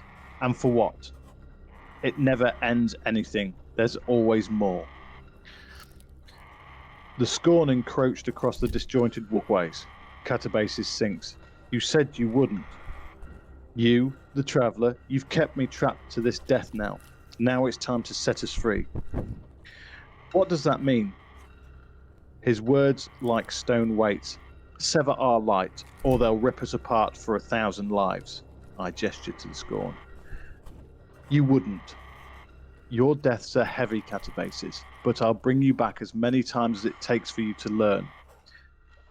He does not understand. You think I don't feel pain? You think I don't suffer while you're hiding in your limbo? Catabasis lurched forward. I did everything you asked me to. You left, I shouted. You left me here. You left me in the city. Made me turn away from the Traveler. We're like the Scorn in those tanks, drowning in panic, confusion, forever. You did that. The city was burning and I wanted to live. Everything was so we could live. He still didn't see it. This place is no different than Sol, a barrel of blood. There's no reason to go back. Now the light is burning. We can survive this. Catabasis holds out his palm. Please. I don't want survival, Catabasis. I drift away from him. I want salvation. It's got to you, Catabasis sobs weakly. Is epiphany complete? You can end this for both of us. It's your turn to sacrifice, I offer. Everything you say is a lie. Catabasis grips for his rifle. Lever to action. Shot to nothingness. Ghost to dead memory. Frenetic scroll, inked in the margin reads, water under the bridge, flooded with bodies, waiting to stand again in the next wave. Be careful. Wow. So, all right. I was really trying to keep up. It sounds like his ghost abandoned him? Because he just didn't want to move on anymore? Or I'm guessing his ghost didn't. what just happened? His ghost didn't like the fact that he'd sided with Callus. Okay, so his his ghost did didn't abandon like him. his. Well, he didn't. He did and he didn't. His ghost didn't abandon him. What his ghost convinced him to do was release them both from the light. Ghost wanted to stay in the city, basically, and help the traveler. Because of exposure to darkness, I would almost corrupted his ghost. You know, like in the first, not Forsaken. What's the campaign after the season after the year after Forsaken? Shadowkeep. When we first went down to the pyramid, and our ghost got taken over. Yeah. Yeah, it's a bit like that. But then, because Catabasis was basically, he was dead.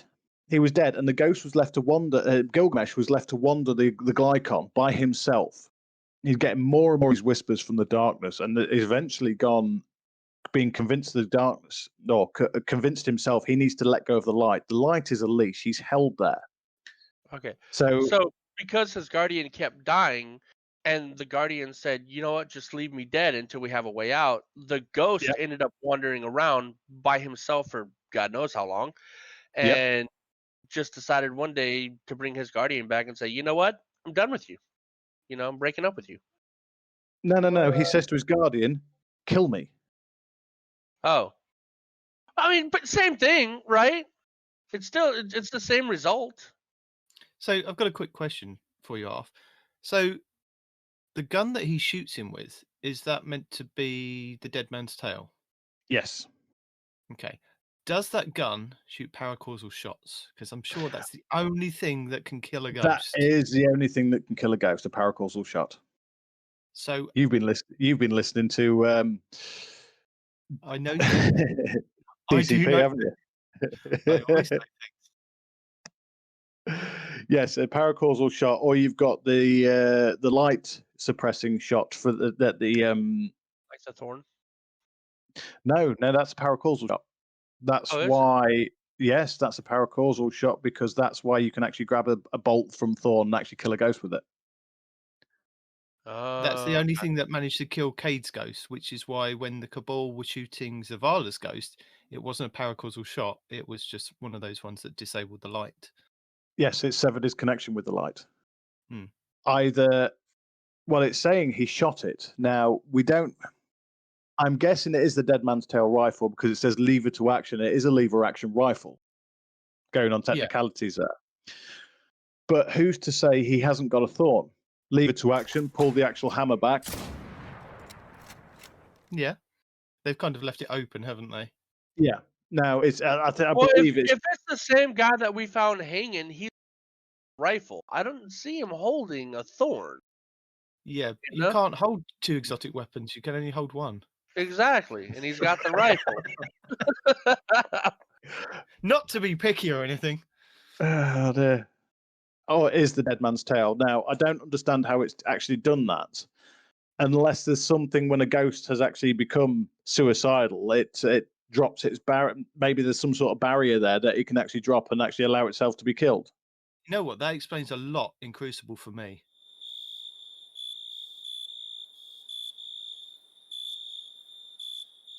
What, the ghost dropping shields? I love how nobody jumped on it. He's all like, that explains a lot. What happens? Just crickets. We're like, yeah, we don't care. Because don't forget, there was a lot of final deaths in the Crucible when the Shadows of Yore were in the Crucible. So can a Guardian create a paracausal shot out of nothing? I would have thought so, because if Hunter throwing knife, that's a paracausal capability. So if you hit the ghost with your throwing knife, you could potentially kill him. Yeah, but he's used a gun. So he's got to have had a gun or Maybe it's a bullet. golden It's a paracausal gun. shot. Yeah, a golden gun's paracausal. See? Hmm? Huh? Huh? Come on, Mister. I know things. You didn't know that? Yeah, I know things, but I'm asking. All of the Guardian's first. ability are paracausal. See? Your super, your grenade, and your special ability. So technically, if you want to take out somebody's ghost, you either hit it with the golden gun, you hit it with chaos reach or tickle fingers. I forgot what that one's called, or throw a titan hammer at it. But they trust other Guardians, so why would you actually do that? Yeah. So I've got a question about the Crown of Sorrow. Is that in kind of the darkness realm at the moment? Then did that stay there? We don't We haven't know. found it on the ship yet, have we? We don't know. I still believe the Glycon's been going to be used for something else. It's too big of an area not to be. Yeah.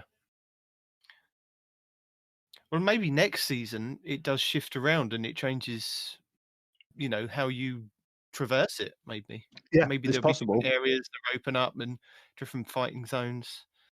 We go in there first thing in there, and we get hit by a darkness wave, and it's a different route.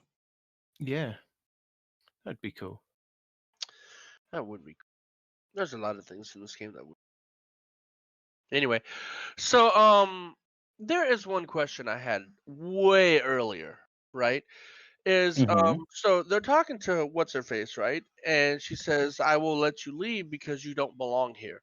And she Quinzic, teleported. yes. Yeah, she teleported them, or however she got them out, to where exactly? Because they immediately came under fire. So it's like, okay, yeah, you're gonna get out of here, but I'm gonna put you in a war zone to what? Teach you a lesson, or what? What was that all about? Because I believe the ship actually came. I believe the ship actually came out of the darkness realm, but I don't know what happened to the rest of the crew. Now he's already said he found Cabal bodies and he buried them in there. So all I can presume, in actually, you've got to remember there are only what? How many did they say? 17 defenders. Yeah. Yeah. And they came out and 17 defenders plus Quinzic. And out of the 17, one of them was Catabasis.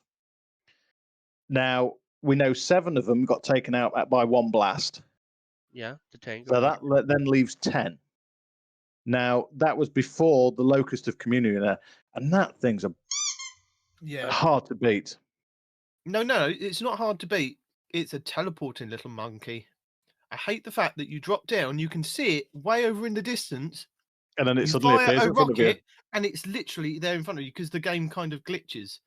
So now I kind of jump down, fire a rocket, and just jump straight back up because I have no idea whether it's going to be below me or not. But yeah, he's very hard to beat. Now you're down to 10 men plus a Scion who's you're trying to actually help do something when he turns up. Plus you've got the 2, what would you call them? The arc ones. I forgot what they're called now. Those giant things, yeah, I know what you mean. Yeah, they turn up as well. So, so you've got Bato taking out one, you're taking out the other. So that then leaves 8 Cabal there defending. Mm-hmm. And then it all goes to hell, and all of a sudden you're telling out. So I think basically they just got literally overrun. And as a last-ditch effort, because effectively you weren't Cabal or a member of the Cabal, he actually had a bit of respect for you and said, "Look, you don't belong here," and sent him out. Oh, okay. That's where my disconnect was. I thought that they were trapped, and then they. Oh no, they were trapped in the Darkness Realm, but they were getting absolutely shot to pieces. Yeah, no, I had it backwards. I thought they were trapped in the Darkness Realm. They asked to escape, and whenever she teleported them out, that's when they came under combat, and then ended up dying instead. No, they were already in combat. Gotcha. She was trying to sever the connection with the crown. Gotcha. There's my disconnect. All right, I'm good. And she must have either severed the connection to the crown or done something for Catabasis to actually just be back on the ship when we find him. Now, we're looking at two options here. One, they all got killed. Or two, because of the connection that Quinzig had with the crown, they also ascended, just like Callus. Wouldn't that be cool to find Quinzig and Bateau in the Ascendant Realm and we rescue them and bring them back? That would be cool. It would be cool, but I'm more inclined to think they got killed. Man glass half full there.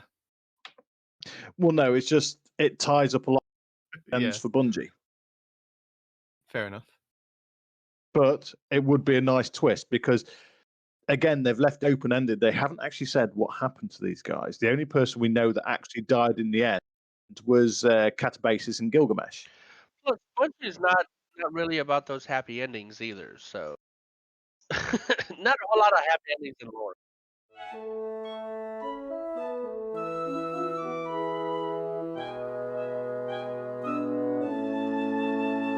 And we do have a couple of questions for our buddy Not Arf, but unfortunately he was forcefully drug away by family before he got to answer those. But we will get them to him, and he will answer them on the podcast. I won't say next week because that's making promises I can't fulfill, but sometime soon. Okay, so we got response report roundup.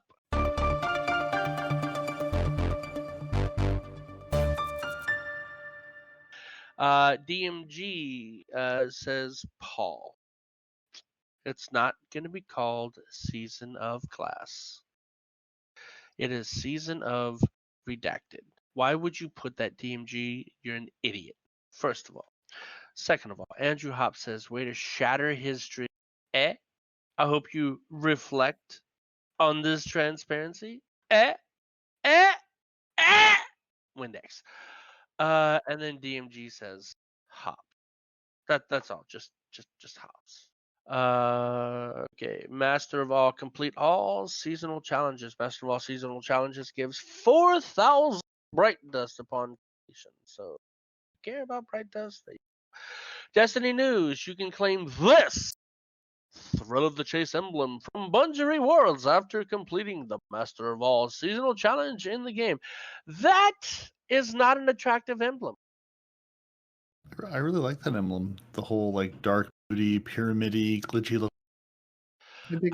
That's not what I see. I look at this and I think of a really old 1970 shag carpet colored rug. Right? It's a free emblem. You can claim it. It goes into your collections. Yeah, but it's not an whatever. Setting some expectations, and this will be in the TWAB too. Guardian Games Universal Ornaments takes shaders pretty well, in fact. Glows change too. That's cool. The glow changes depending on the shader? That is actually good job, whoever did that. Not you, DMG. I will never give you credit for anything good that happens for Bungie. You suck. We discovered an issue where many shaders removed the glowy bits from Warlock ornaments. Team is looking into it. And there's the drop. Okay. Destiny news again. The Guardian Games closing ceremony has been extended 2 days. Now runs from Friday, May 7th to Tuesday, May 11th, 2021. We've discussed that, but there it is again. Now this is a shader I can get behind. You see this? This is not a shader. Deck. We don't see it because this is an emblem we can get behind. All right? Purely an audio medium. So you're going to describe this it. is festive. It's got some red on there. I'm assuming from the blood of your enemies. You got the 3 colors for the Guardians, which is actually off the emblem. And if it stays off the emblem, that it's even better that way. I dig it. I really dig it. Okay, bunch of rewards. We'll have a free emblem commemorating the games. Complete a Guardian Games playlist strike during the event to unlock your free reward. Just have to complete one strike. You get this nifty looking thing after completing one strike. And we scroll up and you have to complete all of the seasonal activities to get this godforsaken ugly thing. Bungo. What? Look, awesomeness. You see this? Ugliness. You can right see there. this. No one else can see what you're saying, but yes. The This, streamer see it, or the stream sees it. Sorry. this is Look at an audio medium that no one can see anything because Look it's at that. See, ugly takes a lot of work to get this ugly thing. Very beautiful. Takes one strike to get this thing.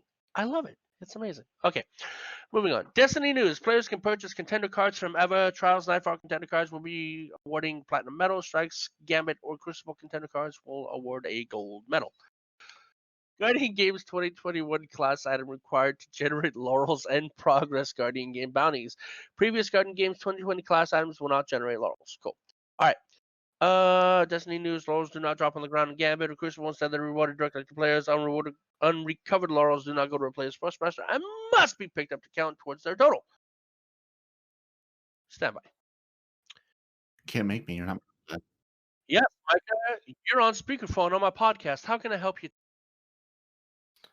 Really? I'm reading something on the podcast. I'll be there in a bit. Cool? Oh, no worries. All right. I'm like busy doing something anyway. I was trying to check with you. Okay. All right. It's my brother in arms. All right, here we go. And this, friends, looks. This is a list of all the triumphs that are available during the Guardian Games that Respawn will now tell you about. I don't know. You just interrupted me saying that exact sentence, with the exception of Respawn will tell you about it. So maybe you should read it to him, since you want to keep interrupting me when I'm trying to read. Somebody's got to interrupt you when you're having phone calls. But he did a British accent and you didn't, so this was better. Consummate competitor. Complete all Guardian Games triumphs. Bronze agent. Collect bronze medals. Hardy laurels. Earn laurels in general. 600 of those. Also, you need 45 medals. Bronze medals. The other one. World class point scorer. Earn class points. That's 150. Platinum. Do you player, think that those medals collected and the laurels collected is just the first tier of it? So 600 is the first tier, maybe 1200, 2000 for the third tier, because they're broken into 3 different tiers. Yeah, sure, whatever. Fight card strikes. Complete strike contender cards while strikes are the daily focus. Complete Crucible contender cards while Crucible is the daily focus. Fight card Gambit. Complete Gambit contender cards while Gambit is the daily focus. Catalyst competitor, right? Seriously. Catalyst competitor. Complete the heir apparent Catalyst quest. One fell strike. Defeat 50 combatants in a single strike. Easy. Crucible competitor. Defeat 15 guardians in Crucible matches. Plural. So apparently that's not a in one match. I think that's not a single match for a lot of people. Right. Extended Clipper. Defeat 100 combatants with a machine gun. World class striker. Complete a strike in the class specific strike playlist. And closing competitor. Participate in the closing ceremony. You have to participate? I wonder what you do. So can you both earn the heir apparent and its catalyst during this Guardian Games? Yeah, You can. it is an affirmative. You get them both. If you didn't have it before, you get it now. That's why they took it out of the kiosk, because they had this coming. Oh, very good. Very good. Well, we have some spoilers for next season. Next season of a Not Glass. Season of Not Glass. No. Not Arf, Not Glass. No. They really missed an opportunity with that. Do you think it should have been called Season of Glass? Season of the Glass? Because, I mean, Vault of Glass. They really missed an opportunity with that. But I kind of need to see what they're going to call it first to be able to see if what they chose is better, but I'm going to guess it's not. Yeah. we'll put some warnings up here. This is, if anybody doesn't want to listen, I'll put timestamps in so that you can bypass this ramblings for the next couple of minutes. Spoilers. Season 14. launches on May 11th, which is not a spoiler. But the spoiler is it's going to be called Season of the Collectives. Collectives! Yep, season last Not one better. collective, Confirmed. collectives. It will be Vex-focused season with the central storyline focused on the Vex and Stasis. A descendant Axis mind, Kronos, has cracked the secret of the paracausality for the Vex. It has merged itself and a new sect of the Vex units directly with Darkness splinters, enabling the return of the descendants and precursors through time to take up the new dark powers. The descendant and precursor Vex are the primary threats, with the new Vex Minotaurs units appearing from each of the aforementioned collectives that actively have new stasis abilities. Much like the captains from the House of Salvation, Vex are the first of the enemy races, besides the Fallen, to take up stasis, as hinted by Luke Smith, with how each enemy race would eventually wield stasis. The descendants and precursors have established massive citadels across the moon and the EDZ. These new seasonal activities focus on breaching these citadels in a series of Vex incursions, which are gauntlet-like arena activities focused on stopping precursors and descendants from using Cruxes of Darkness to gain power. The incursion activity is a match-made 3-player activity and will have a loot system similar to what is established in Season of the Chosen. This time, a targeted loot system is in place, with the players being able to target the drops that they want from the Cruxes at the end of the incursion activity or on the citadels. Seasonal artifact is called the Splintered Conflux. Oppressive Darkness returns as one of the seasonal mods. There will be 3 new exotic weapons coming this season. Super Good Advice returns from Destiny 1, which is the machine gun, which I believe was terrible. Do you remember that thing? It was No, it wasn't super good advice. The one that if you missed rounds and put it back in your magazine. I think so. Yes, I think it's much like Mulligan, but it Yeah, was but you it could was use it. more often, if I'm not mistaken, right? You could use it in the Vault of Glass because if you shot, I think like oracles and other things in the Vault of Glass, it counted as actually missing them, didn't it? I believe, And and it, you could just spray and pray. spray and pray, spray away. Yeah. So Super Good Advice is returning as part of the upcoming exotic quest called Sanctimony, which focuses on the return of the Corridors of Time. So the Corridors of Time, which was part of the Season of Worthy, wasn't that, with Saint 14 returning? And we had a big like community puzzle where we were running through like these various different corridors of time, finding all these different symbols, and people were involved in this huge puzzle which unlocked, I can't remember what it unlocked in the end. Didn't it unlock the fact that we could then go and get a weapon at the end of it? If you ran through the different corridors correctly, you could unlock something. Do you remember that? No, that was a long time ago. I ain't even gonna try. No, I don't remember that at all. No. They in the leaks. It also lots of enemies. Somebody had a shield and people died. In the leaks, they've also said that the Vex Mythoclass, which was the exotic from the Vault of Glass raid, will be returning in the Vault of Glass. This was it was like a linear fusion rifle. It fired like an auto rifle, but it was a fusion rifle in I believe it was the primary slot, wasn't it? So I don't know how that's going to be returning. The new seasonal exotic is an energy linear fusion rifle called the First Tempo. The First Tempo can swap between 2 types of void rounds, with enemies able to be marked with tracking suppressing rounds, and can be swapped to void rounds that amp up the damage on successive precisions. So this might be quite a good weapon to have as a fire team. So somebody could do the suppression rounds, and then somebody could also be on the amped up damage ones as well. So that'd be quite cool. Kills on suppressed enemies spawn singularities that can pull nearby enemies towards them and blind those in range. This is going to be terrible in Crucible. A little bit, somebody's going to get blinded. This is going to be all over the Crucible when this comes Well, I out. mean, we have blinding grenades too, and then you Titans have flashbang. We do, yeah. But if it's successive suppression rounds being shot at you and your teammates while you're capturing a point, That's going to be terrible. It's absolutely This gun's going to maddening. get nerfed to start off with. It actually sounds pretty cool, but it is a linear fusion rifle. It's not like an auto rifle, so that's a heavy. Unless they make it a linear fusion like the Mythoclast. Or they make it like what's the one that you can get? The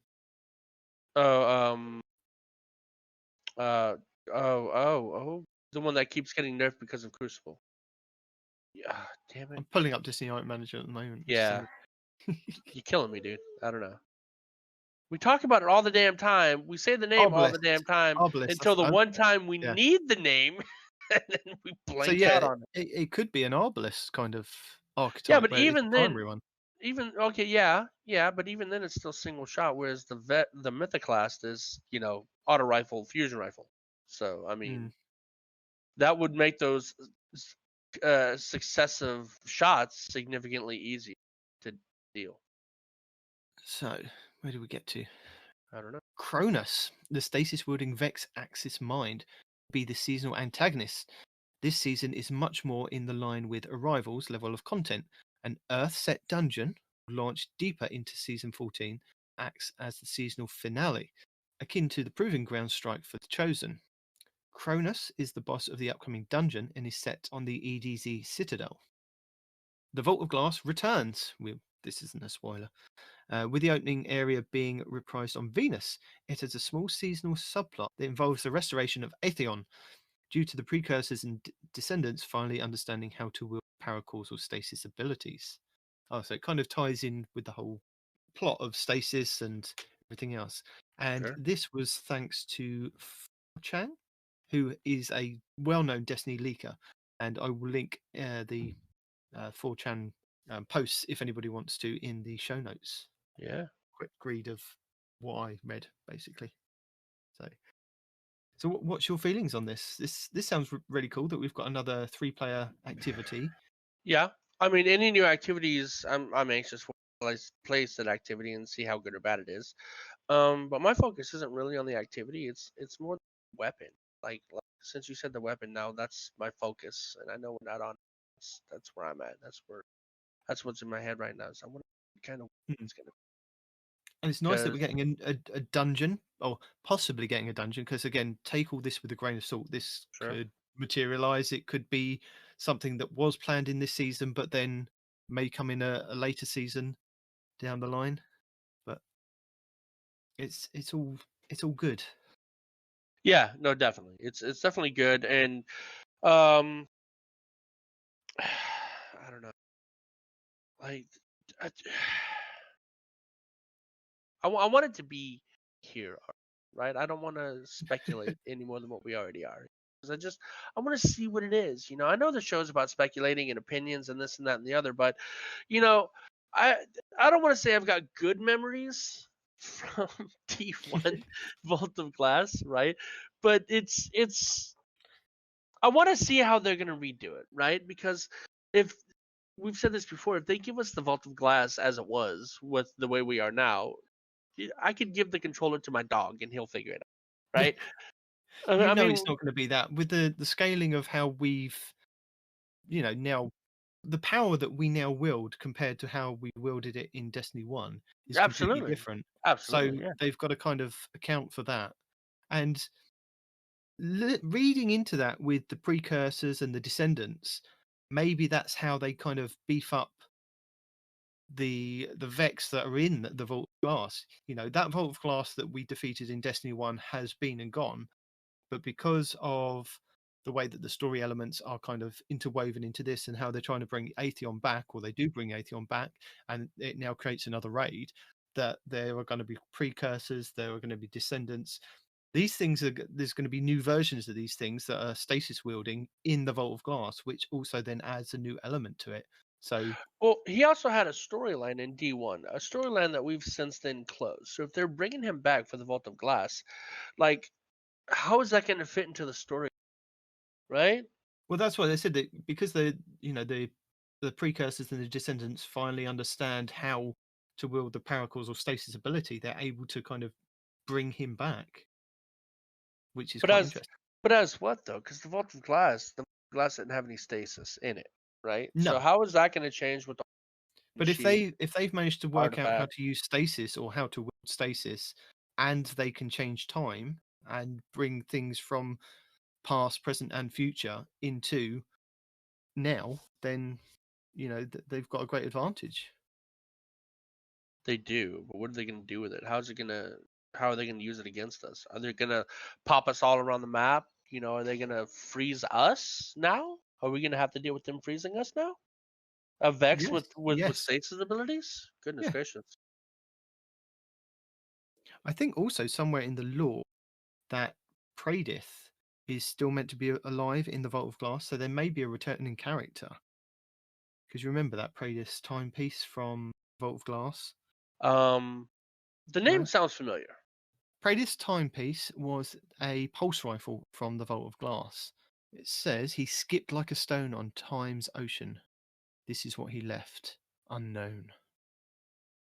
So yeah, it was a pulse rifle from the Vault of Glass. So Pradith might actually be returning at some point in the future, a bit like Saint 14 suddenly returned, because we're messing with time and things like that. I saw a video and I can't remember who it was by. It wasn't by anybody kind of that I normally follow. It just kind of popped up on my timeline, and it showed that somewhere on Europa there seems to be a portal that's kind of it looks like a sheet of glass, but when you walk up to it, you can see the Vault of Glass entrance area with like cool. a Venus kind of looking. It may not be how we get onto like Venus from Europa, but it looked really interesting. And if I find it, I will put it in the show notes. Do apologise because I can't seem to find it. But moving on to some tips, tricks, guides, and builds. Respawn. Were you aware that you could pick any exotic that you wanted to? I'm gonna need you to build on that. Okay. So you can do the heroic lost sectors and the master lost sectors, and there's a rotation for what they drop daily. Okay, yeah.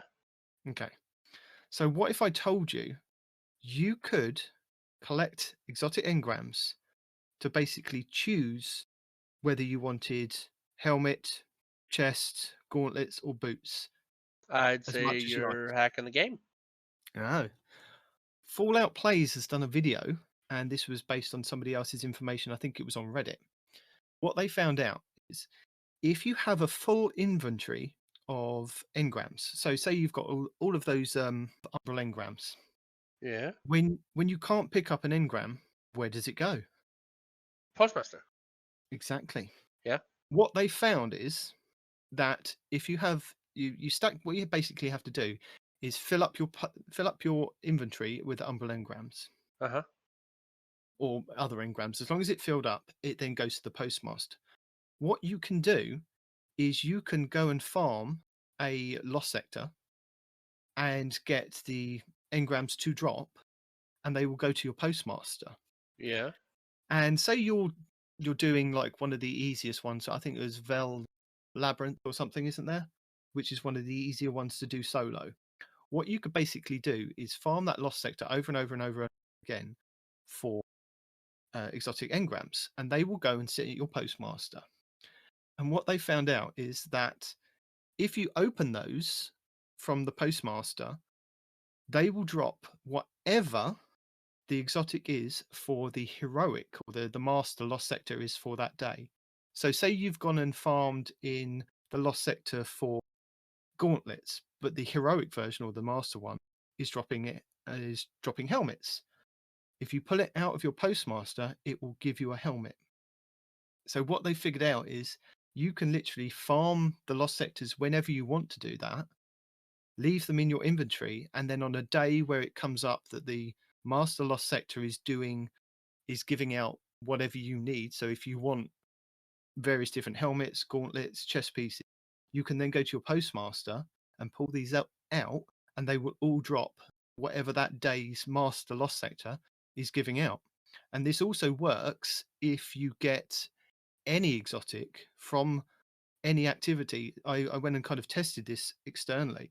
So I went. I think I was just in a strike, and at the end of the strike, an exotic dropped, and I didn't go and collect it. I went straight to the postmaster. And on the day that it gave me a chess piece, which was what the heroic or Master Lost Sector was giving out for that day. But because I pulled it out of my postmaster, that's what it gave me. And then I think another day I got another exotic, and it changed because it was a different exotic of that day. So this works with any kind of exotic that you get in the game. As long as it goes to the postmaster and not your inventory, you can kind of focus what you want. Kind of So buggy ass. Fallout Place has a really good video explaining it a lot better detail than. And then Cool Guy has a video reminding people of the Devil's Ruin, which is an exotic sidearm that is amazing. And in his video, he puts a good case for why you may want to have this weapon in the future, with some of the shotguns and the 120s being down a tad, basically. That, there's hardly any recoil weapon, and it has the added bonus of that burst fire that it can do as well. Yep. So it's a really interesting video. So I thought I'd point people in the direction of that one. Okay. Gaming Animal. If you want to preview any of the upcoming Guardian Games gear, he has 2 videos for you for that. Nice. Castle Content, Castle is Live, has a Read Your Radar. So radar mistakes are holding you back in PvP, and he has a good video on how to, if you're new to the game, how Somebody to read else the did radar. that a long time ago too. I know, but I like to remind people on how to use your radar and what tricks you can use to kind of fool other people. So line versus the pie slice versus the inside line versus the outside line. Exactly. Yeah. And it's always good to have a refresher on this. Ascendant Nomad has got quite a funny video because it clicked with me at the beginning of this week when I was playing Iron Banner, because it's called Scrub Mentality. And a lot of it was him just raging out at, oh my God, Fel Winters, oh my God, 120 hand cannons, get good scrub. Right. Just him raging at other people, killing him with these weapons and things that he used to say about these things. I feel that pain. Yeah. And it was kind of my pain at the beginning of the week. But then I thought, at the end of the day, I've got the weapon as well. I could use it, but I'm using an off-meta loadout, off-meta weapons. And I'm quite happy to just play the game. So that's the way I'm going to do. Yeah, I'm not trying hard. That's the right mentality about it, right? You're completely right. But him and me and everyone else, I don't care if I have it. I'm tired of being killed by it. Yeah. No, I do get it. I mean, you're absolutely right. Yeah, we got it. We can totally use it. I don't care. That's not why I'm mad. So yeah, those are my tips, tricks, guides, and builds for this week. Huzzah. We did have a lovely email from AJ Wood. I'd just like to say thank you for your very kind email. And yes, very much. Go ahead. I sent you an email back, so I'm hoping at some point when you either hear this or you get you can respond, and then we can have a quick discussion on the show. So that'd be cool. And then we have an email from Colin Stanton, friend of the show. Since I started playing D2, I can only remember one season where hand cannons and either shotguns or snipers were not meta. Right. After being killed over and over with 120 hand cannons, especially Fel Winters, which is a shotgun. Yeah. I can firmly say my enjoyment inside the Crucible is suffering. With the nerfs that are coming with next season, I personally don't think the meta will change. If you all had a say in it, where would you like to see the meta shift? He would like to see sidearms and scouts. And I think I kind of agree with him with that, which is why I picked the Cool Guy video to highlight the Devil's Ruin. Because I do enjoy sidearms, and they are very quick if you know how to use them. Well, sidearms, you can use sidearms right now. Sidearms are still meta, but they just use the 120s because they're better, right? But no, you could absolutely melt somebody with a sidearm, even in this meta, quite easily. Yeah. So so the sidearm part, unless they nerf the 120s, then sidearms aren't really going to have a spotlight. But yeah, I would like to see them at the forefront, especially like The Last Dance. Remember when that used to be meta? Oh my God, dude, that thing was dirty. Anyway, aside from that, yeah, I totally agree on the scout rifles. I am a big fan of scout rifles. We have a lot of scout rifles, and they don't get to see the play. And even when I'm like doing 1v1s and stuff, I'll default to like my scout rifle setup just because I think it's the most fun. Until I realize I'm getting popped at ranges greater than my scout rifle with a freaking hand cannon, and then there's really no point to it, right? But yeah, I absolutely. get the frustration with that because I pull out the messenger, which is meant to be, at a range weapon, Oh, and yeah. I'm getting mapped by a 120 hand cannon, literally 3-shot, and I'm like bursting them with a pulse rifle. It makes no sense, and I'm not talking like And you'd think that close it would at range. least flinch them off the headshot that they just tagged you with, but no, Yeah, no, they still tagged that headshot like you didn't even fire it or whatever.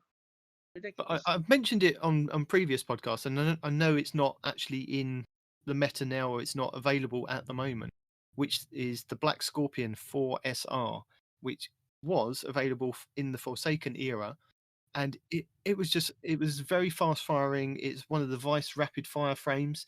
It's an amazing scout rifle, and they Yeah. had a version in the Crucible, the Iron Banner, which was called the Frostmire's Hex. Again, it had the Vice rapid fire, Sure. and I wish that kind of those frames would come back.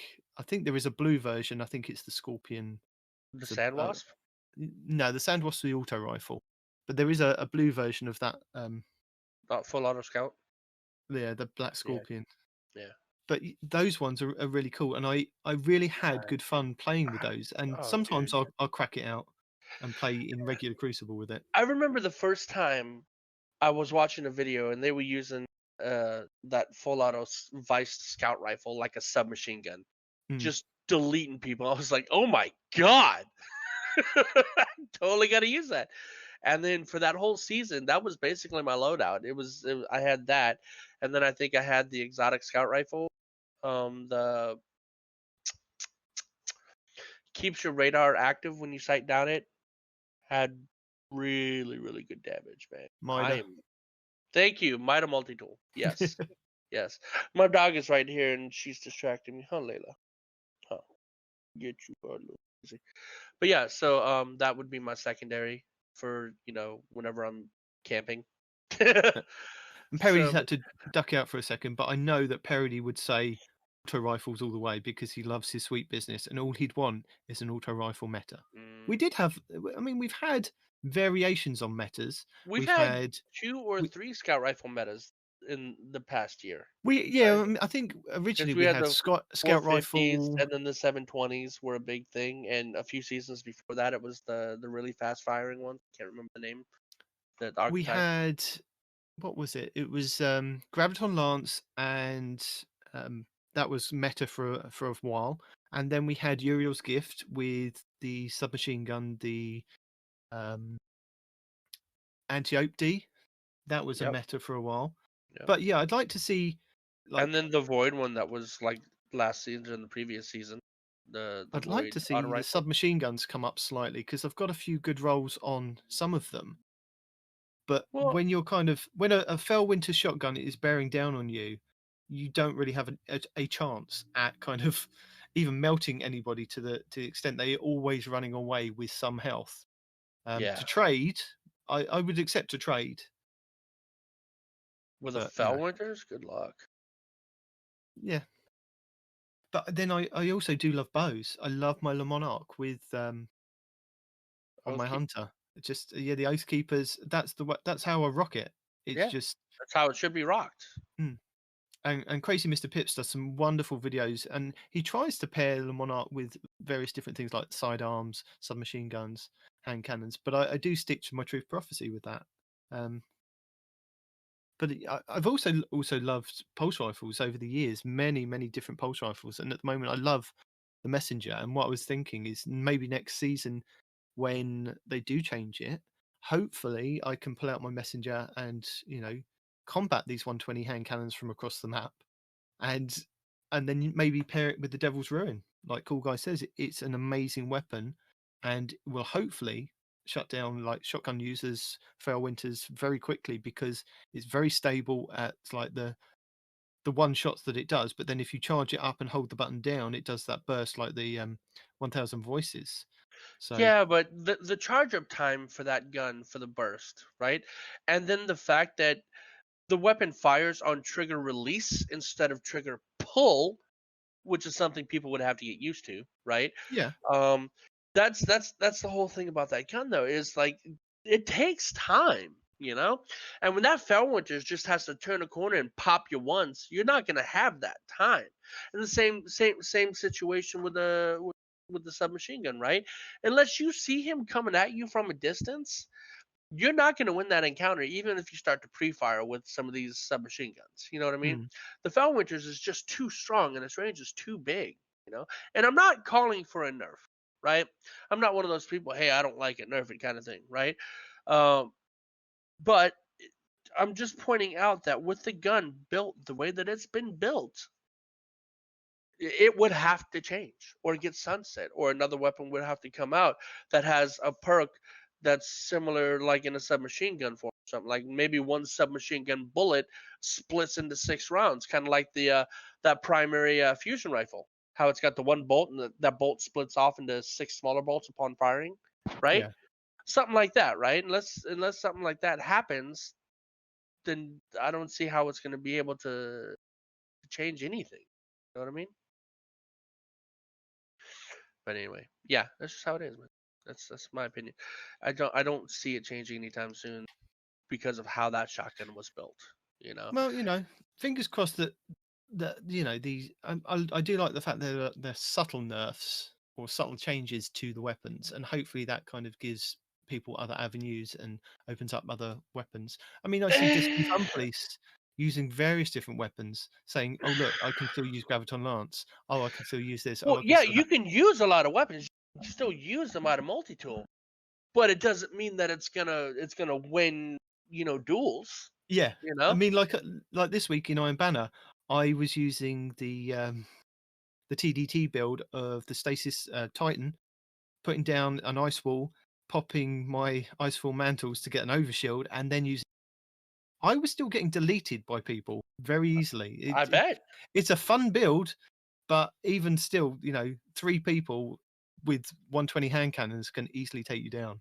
Absolutely, and that's gonna be like that for a while. I mean, even with like, okay, they wanted to get rid of the recluse because too many people were using it.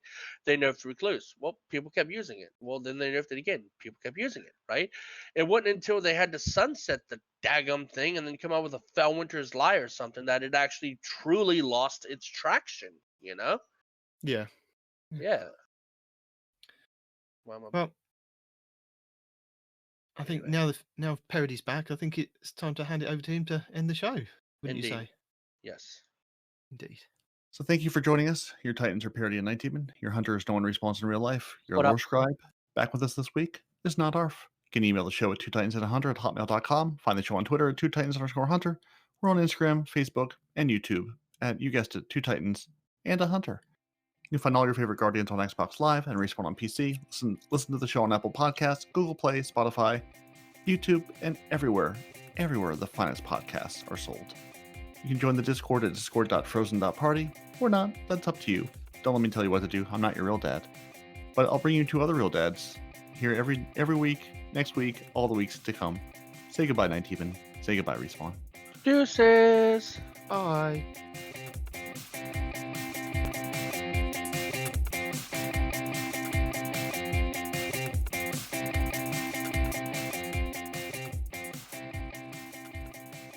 Anyway, so I am in a hotel that has no spare bedrooms, with a wife, a child, 2 dogs, and probably some loud neighbors.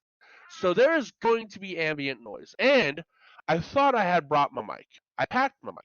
And then the car company said, "Oh, well, the best thing we can give you is a Toyota Corolla." So I'm all like, okay, well, now we have to, compact what we're bringing so that all of us can fit in a Corolla. And then when I get to the car dealership, the lady that likes me is working and gives me a minivan. So I'm like, okay, now we have to reverse pack and take the stuff we were originally going to bring. And one of the things that my wife didn't pack is my external podcast microphone. Yeah, you. On brand. Yeah, wife. I'm staring at you when I say that. Ow. I still say it. Ah! I don't know why you do that. You're being awfully brave for somebody standing in nothing but a robe. Get her, Flash. How Good have you got boy. the dog in the hotel room? What do you mean? How have I got him? You can have dogs in hotel rooms, especially service animals. So you're now claiming you're blind. What? Do you have a stick? Do you walk around with a stick and pretend that Flash is your blind guide dog? I said service animal, not guide dog. He's like, so you're claiming you're blind now? What the what? A service dog is not just for blind people, you psychopath. Service dogs encompass a wide variety of different needs and or wants. Well, see, I thought the dog was, because you were partially blind, which would explain your poor gameplay as a hunter.